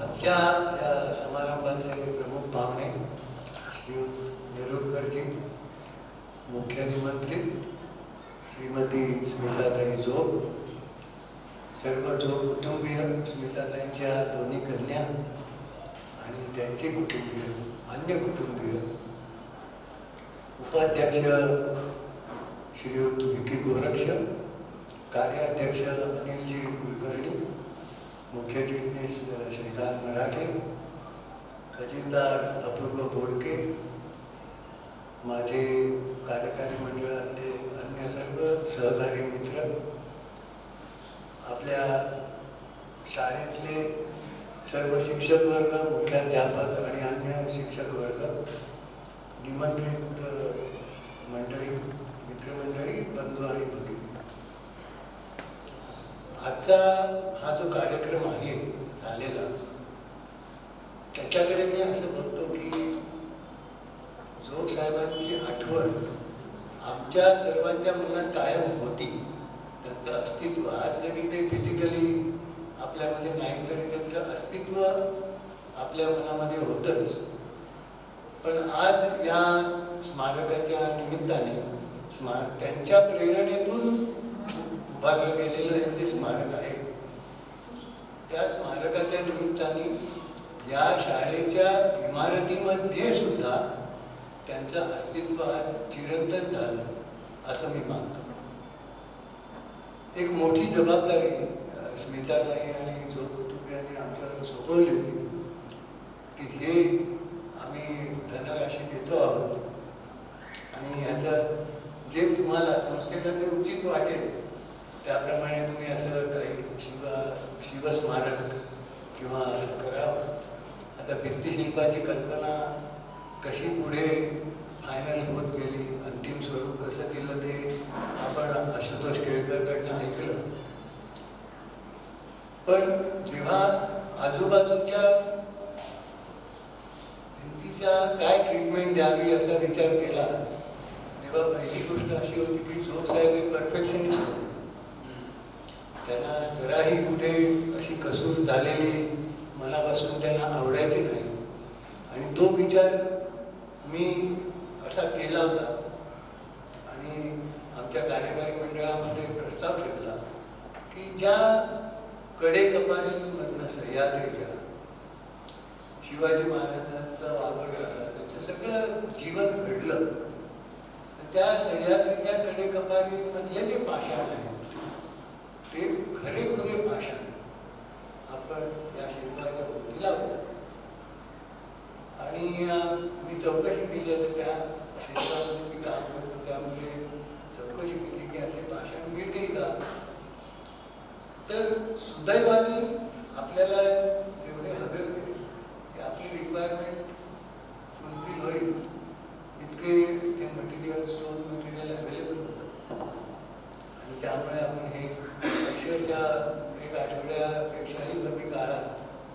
हे सगळं उभं करू शकतो. आणि मला तो आनंद आहे की जो साहेबांसारख्या परफेक्शनिस्ट माणसासाठी आपण जे काय त्या शाळेमध्ये आज शिवस्मारक केलं ते त्यांच्या नक्की त्याला समाधान वाटेल, त्याला खूप आनंद होईल आणि त्यांच्या अपेक्षा पूर्ण करणारं असं ते स्मारक आमच्या हातून व्हावं अशी माझी आणि आमच्या कार्यकारी मंडळाची मनापासून इच्छा होती. आणि जेव्हा दाता मनापासून काही देत असतो आणि करणारे मनापासून काही काम करत असतात झोपून घेऊन, तेव्हाच असं दर्जा कामाचा तो असा मिळतो. तुम्ही स्किल्ड लेबर आणले किंवा चांगलं मटेरियल आणलं तर तो दर्जा मिळत नाही. त्याही वरती काहीतरी असतं की जे आपण मनापासून काम करताना ते आपण जे देऊ शकलो नाही तर काही ना काहीतरी त्या कामामध्ये उणीव राहते. एक गोष्ट सांगतो तुम्हाला, परफेक्शनिस्ट कसे की एक कारागीर 300-400 वर्षापूर्वी एक दगडाचं देऊळ बांधत होता आणि 15-20 फुटावर त्याला जो काही दगड लावायचा होता तो दगड तो असा घडवत होता छिनी हातोडी, आणि काही झालं तरी तो त्याच्या पसंतीला उतरत नव्हता. एक दगड त्याने घेतला, पसंतीने पहिला टाकून दिला, दुसरा घेतला, 10 दगड त्याच्या बरोबर जो काम करणारा होता आणि तो म्हणाला वेडायच का तू, हे 20 फुटावर लागणार आहे, कोण बघणार आहे, कशाला तो एवढा वेळ घालवतोस आणि कशाला एवढी सगळी मटेरियल फुकट घालवतोस. तो परफेक्शनची कशी व्याख्या आहे. तेव्हा तो म्हणाला की ठीक आहे, लोकांना 20 फुटावरचा तो दगड काय थोडा सतोष असा आकाराने असेल तर दिसणार नाही, पण मी जेव्हा इथे येईन देऊळ बघायला तेव्हा माझं पहिलं लक्ष त्या दगडावर जाईल आणि ती खोट जी फक्त आज मला आणि तुला माहिती आहे ती खोट मला स्वस्त बसून देणार नाही. ही परफेक्शनची हायेस्ट लेवल आहे आणि ती अशी जेव्हा आपली मानसिकता असते तेव्हा आणि तेव्हाच ती आपण अचीव करू शकतो, मिळवू शकतो. आज मला याचं प्रचंड समाधान आहे की जोग साहेबांसारख्या अशाच एका परफेक्शनिस्ट माणसाकडे, बाकीचे गुणगान जोग साहेबांचं सगळ्यांनी केलं, पण एक ॲक्युरेसी, परफेक्शन कुठेही त्यात होत असता कामा नये, हा त्यांचा जो कटाक्ष असायचा, त्या कटाक्षाला आज आम्ही आमच्या परीने जास्तीत जास्त न्याय द्यायचा प्रयत्न केला आणि हे स्मारक हे उभं राहण्यामागची ही पण एक भावना आहे, हे मी आपल्या पुढे नमूद करू इच्छितो. आपल्या सर्वांचे आभार मानतो आम्ही. जो कुटुंबीय आणि शिक्षण प्रसारक मंडळ हे काही वेगळं नाही, एकच विस्तारित कुटुंब आहे असं मी मानतो, पण तरी सुद्धा या देणगीबद्दल किंवा या सहकार्याबद्दल मी संस्थेतर्फे अतिशय मनापासून कृतज्ञता व्यक्त करतो. आणि हे स्मारक अनेक अर्थाने, अनेक दृष्टींनी आणि अनेक प्रकारची अशी प्रेरणा आपल्याला सर्वांना देत राहील, विद्यार्थ्यांना देत राहील अशी मला खात्री आहे. आज जर उल्लेख केला मगाशी कोणी की मराठी शाळेमध्ये मुलं घेत नाहीत, हे नाही. शिवाजी महाराजांनी सुद्धा अडचणींबद्दल कधी तक्रार केली नाही, आव्हान म्हणून ते स्वीकारलं आणि तो प्रयत्न शिक्षण प्रसारक मंडळाचा कायम राहील आणि जास्तीत जास्त मुलांना जास्तीत जास्त चांगल्या प्रकारे आणि सर्वांग सुंदर असं प्रशिक्षण देऊन चांगले नागरिक बनवावे यासाठी आम्ही कसून प्रयत्न करत राहू.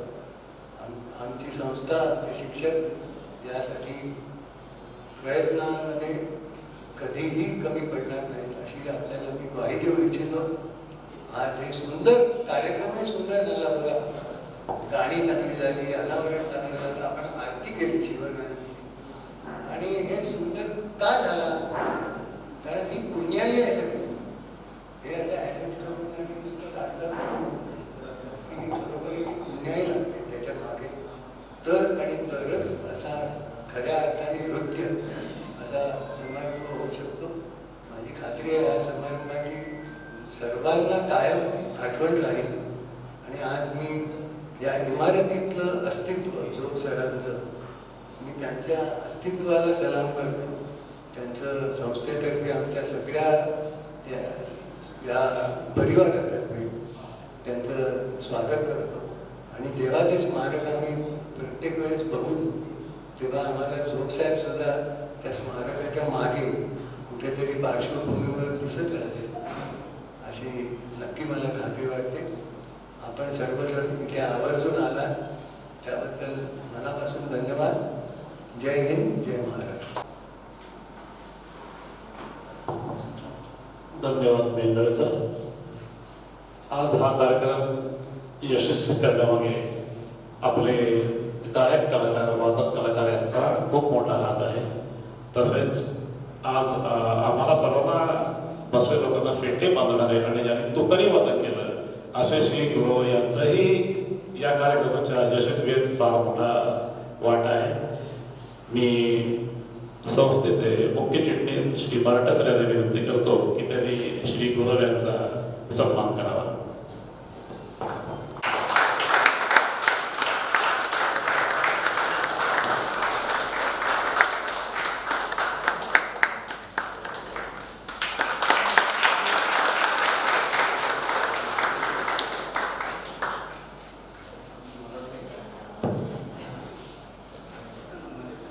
आज आपल्या कार्यक्रमात ज्यांनी कलाकार म्हणून योगदान दिलं आहे अशा सर्वांचा सत्कार आपण माननीय पाहुणे आणि मुख्य निमंत्रित यांच्या हस्ते करणार आहोत. मी कलाकारांना आवाहन करतो की त्यांनी कृपया सर्वांनी मंचाच्या ठिकाणी यावं. श्रीमती मनीषा पंडित.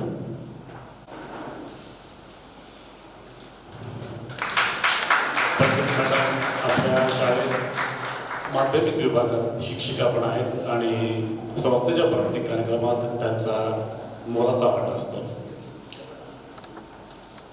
श्रीमती भाग्यश्री पावसकर शाळेच्या माजी विद्यार्थिनी आणि ज्यांनी जयपूर घराण्याची गायकी आत्मसात केलेली आहे अशा श्रीमती भाग्यश्री पावसकर.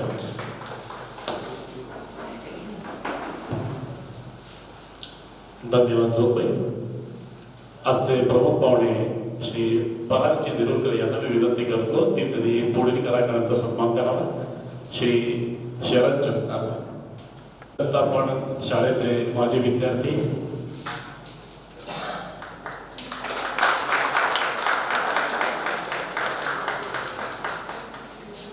श्री सुरेंद्र मुदळकर शाळेचे माजी विद्यार्थी आणि शाळेचे पालक पण.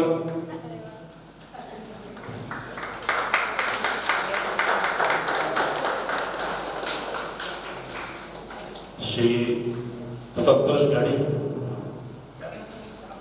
सर्व सूत्र संगीत विभागाचे हे मी त्यांच्याकडे सोपवली आणि मी स्वतः मोकळा झालोय. नेहमीच त्यावेळी आम्हाला मी त्यांच्याकडे काम सोपवलं त्यांच्याकडे आणि मुदळकर सरांकडे की मग आम्हाला बाकी काही बघावं लागत नाही. आम्ही आमच्या कामात मोकळे होतो. धन्यवाद. आणि हो त्यांनी आता ओळखता गेली शाळेचे माजी विद्यार्थी. प्रत्येकाला ही ओळख अत्यंत अभिमानाने सांगावीशी वाटते. नंतर आमचे श्री संजय पाटोळे सर. पाटोळे सर पण आमच्या शाळेत शिक्षक आणि त्यांना राष्ट्रपती पदक मिळवणारे हे या शाळेतले शिक्षक म्हणून त्याचा खास उल्लेख करावासा वाटतो.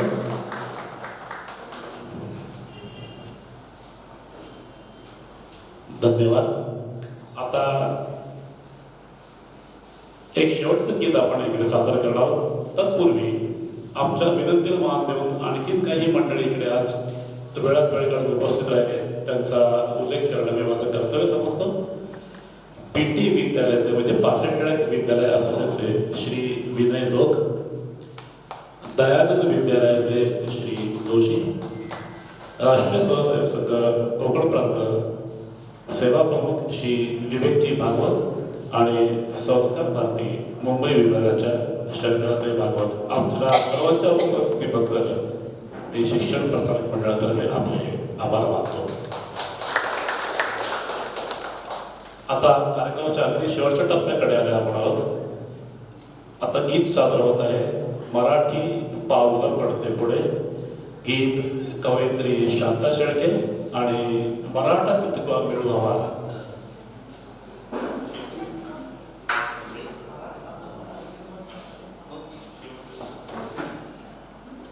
गीत कवयित्री शांता शेळके, संगीत लता मंगेशकर, आनंद घन या नावाने आणि मराठा तितकं मिळवावा या चित्रपटाला गीत सादर होईल.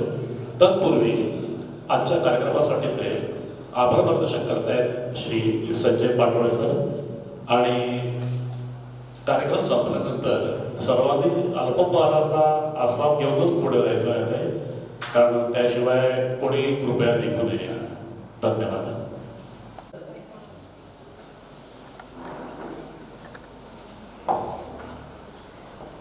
आभाराचा गोड कार्यक्रम माझ्याकडे आहे.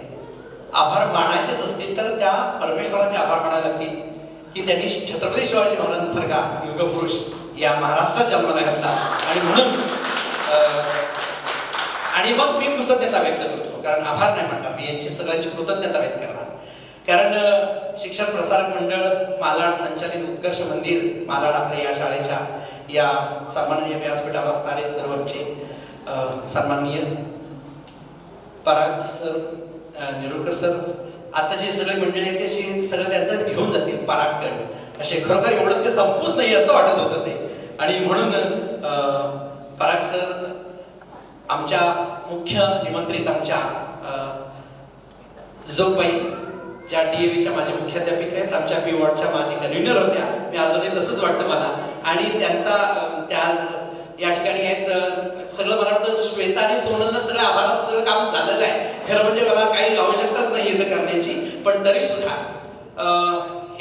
हा जो प्रकल्प आहे, जोबाईंचे आभार, पराग नेरुरकर सरांचे आभार. आपल्या शिक्षण प्रसारक मंडळाच्या माध्यमातून हा जो काही प्रकल्प आपला राबवला गेला, चित्रशिल्पाचं अनावरण झालं, त्यासाठी म्हणजे काय असते, मी शिक्षक प्रतिनिधी म्हणून मला एक शिक्षक म्हणजे सगळ्या शिक्षकांचा एक प्रतिनिधी म्हणून मला संस्थेने त्यांच्या याच्या सहभागी करून घेतलं की एक कला शिक्षक आहेच, शिक्षक प्रतिनिधी आहे आणि सर्व शिक्षकांचा एक प्रतिनिधी म्हणून आम्ही ते सगळं शिल्प वगैरे बघायला नाशिकला वगैरे गेलो.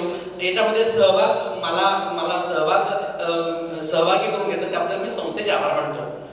मराठे सर म्हणजे जोग सर आणि मराठे सर दोघे नाते भाऊ, त्यामुळं मराठे सरांचा जो विचार करण्याचा दृष्टिकोन होता.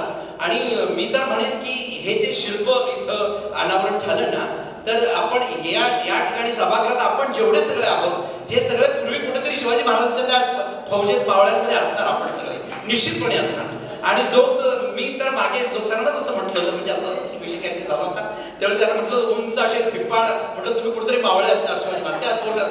तर आणि मग तो मी प्रसंग आम्ही नाशिकला जाताना मी मराठे सर, केळकर सर, माझे मेंदळे सर आम्ही सगळे होतो, त्यावेळी मी त्यांना सांगितलं, म्हटलं आपण इथं आपण जे काही करतोय ना ते आपण त्यावेळी होतो शिवाजी महाराजांच्या त्या मावळ्यांमध्ये होतो. आणि मला वाटतं मी तर असणारच असणार काय तिथं त्या चाकरीला मी असणारच. कारण वयाच्या इयत्ता 8वीत असल्यापासून पोवाडा शिवाजी महाराजांचा गातोय, म्हणजे मला खूपच. आणि त्या या शिक्षण प्रसारक मंडळ या आपल्या आणि शिक्षण उत्कर्ष मंदिरमध्ये मी शिक्षक आहे याचा मला खूप अभिमान आहे. आणि ते जे शिल्प लागले तर मला खरंच तर वाटलं की महाराज कुठेतरी ते रत्नागिरी मुंबईला ज्यावेळी जे काही स्वारी केली असेल सुरतला जाताना त्यावेळी नक्की इथून मालाडमधून गेले असतील आणि ते शिल्प इथं आज अनावरण झालंय. आणि ते नुसतं साधं शिल्प नाहीये, साधं शिल्प नाहीये, त्या शिल्पामध्ये शिवाजी महाराज अश्वारूढ सिंहासनाधीश्वर आहेतच, म्हणजे ते उच्च स्थानावर आहे. प्रत्येक विद्यार्थी इथला उच्च स्थानावर असेल असा एक विचार आहे. त्याच्याबरोबर त्यांची जिजाऊ आऊसाहेब आहेत, ते संस्कार आहेत, ते शिक्षण तिथून सुरू होतं. आग्र्याहून सुटका ही युक्ती आहे, नुसती शक्ती नाहीये. बाजीप्रभूंची शक्ती आहे, रायरेश्वराची भक्ती आहे. असं एवढं सुंदर संकल्पना मी Marathe sir, Kelkar sir, Mendale sir, मंडळातल्या सर्वांचीच कृतज्ञता व्यक्त करतो की असं शिल्प अप्रतिम, ज्यात संस्कार आहे, शक्ती आहे, युक्ती आहे, भक्ती आहे, असं शिल्प इथे अनावरण झालेलं आहे. मी शिक्षण प्रसारक मंडळ आणि संपूर्ण सर्व पदाधिकारी आणि आपल्या सर्वांचे मी आभार मानतो. त्यानंतर आभार मानतो मी संदीप लोंढे, त्यांच्या आम्ही घरी गेलो होतो नाशिकला. त्यांच्याकडे परंपराच आहे शिल्पकारांची. आम्ही गेल्यानंतर शिल्प त्या सगळ्या सूचना आम्ही देत होतो. प्रचंड ऊन, म्हणजे त्या सगळ्या मातीला असे क्रॅक पडत होते. त्या सगळ्या परिस्थितीमध्ये मी मराठे सर होते, मेंदळे सर होते, केळकर सर होते. मेंदळे सर तर इंजिनियरच आहेत, मराठे सर त्यातले तज्ञ. त्यांना जे असं वाटलं अरे क्या बात आहे, तरच ते थांबणार, तो पण थांबणारच नाही. केळकर सर आर्टिस्टच आहेत. मग आम्ही अशा सगळ्या सूचना देत असताना त्यांनी ते अतिशय नम्रपणे, अतिशय सुंदर काम केलं त्यांनी, आणि ते सगळं त्यांनी आकाराला आणलं. मी संदीप लोंढे यांचे आभार मानतो.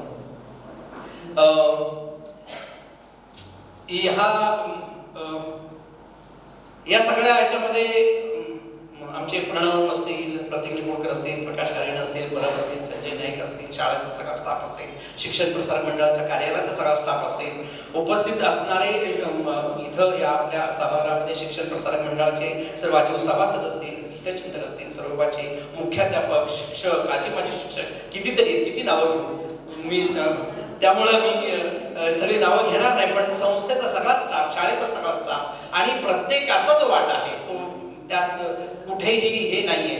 त्यामुळं या सगळ्या ह्याच्यामध्ये संगीत संयोजनामध्ये खाडी असतील, मुद्रळकर असतील, पंडितबाई असतील, भाग्यश्री असतील, आमचा शरद असेल, या सर्वांचे मी आभार मानतो. तुतारी, पेटे, झेंडे सकाळी 8:30 वाजता येऊन ते आमचे पांडुरंग गुरव आहेत, ते राष्ट्रीय पुरस्कार राष्ट्रपती पुरस्कार विजेते तुतारी वादक आहेत. शिक्षण अतिशय कमी आहे, पण संपूर्ण जग बघले.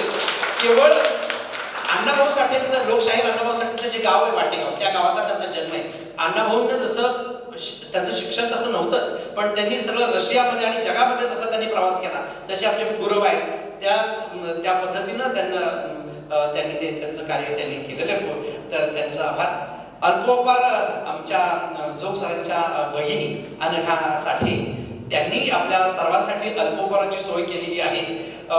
व्हिडिओ शूटिंग आमचे संजय शिंदे असतील, आमचे इथं माईक व्यवस्था सांभाळणारे कुंभार सर असतील, माझ्या समोर असणारे, इथं नसणारे सुद्धा बाहेर असणारे उत्तम असतील, अगदी सगळे विनायक असेल, या सर्वांचे आभार मानतो की ही सगळी मंडळी जी अशी सगळी माझ्याकडे समोर बसलेली आहेत कळकने, म्हणजे जो सरांचे कुटुंबी असेल, श्वेता असेल, सोनल असेल, त्यांचे सगळे व्याही असतील, सगळे मेन आहेत, सगळे म्हणजे मेन आहेत सगळे. तर अशा सगळ्यांचे मी आभार मानतो. जो बाई खरोखरच तुमचे आभार की काय ते अप्रतिम. धन्यवाद.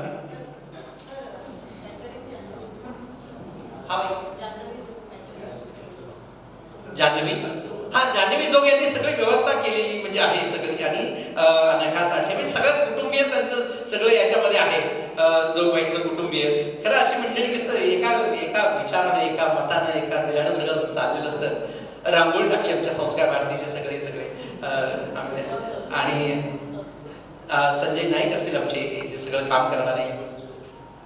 संजय नाईकला पण एक पुष्पगुच्छ द्यायचा. मी जोगबाईंना विनंती करतो की एक पुष्पगुच्छ आपल्या संजय नाईकला द्यावा. संजय नाईक कुठे गेले? जरा आवाज द्या. या संजय.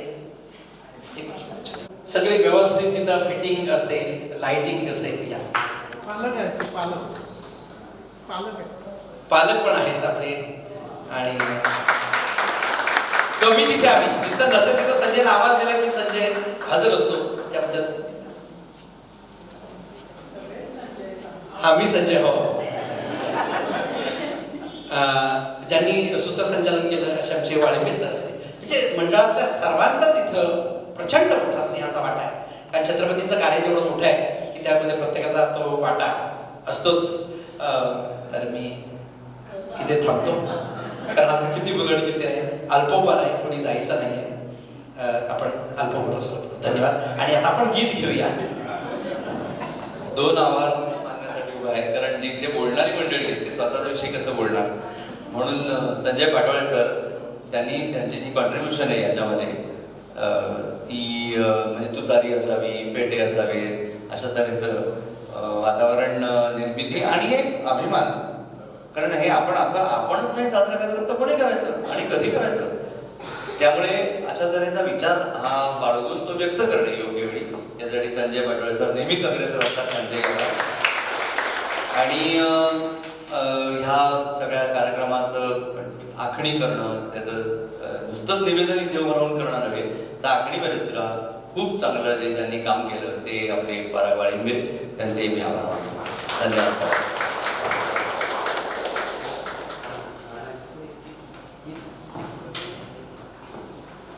मगाशी म्हटल्याप्रमाणे शेवटची पीठ सादर होत आहे. त्याच्यानंतर सर्वांनी इकडेच बसायचं हॉलमध्ये, अल्पोपहार आपल्याकडे आणला नाही.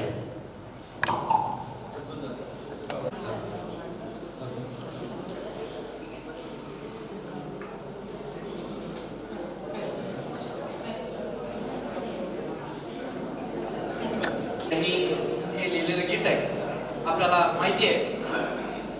मराठी पाऊलं पडती पुढे. ऐकूया. तुम्ही म्हणायचं म्हणजे म्हणायचं. हा बरं सुरू करूया. तरी माझा इथं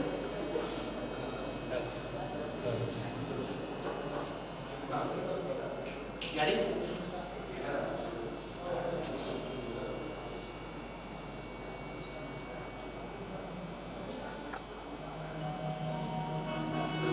स्वधर्म हा पुरा जरी का जा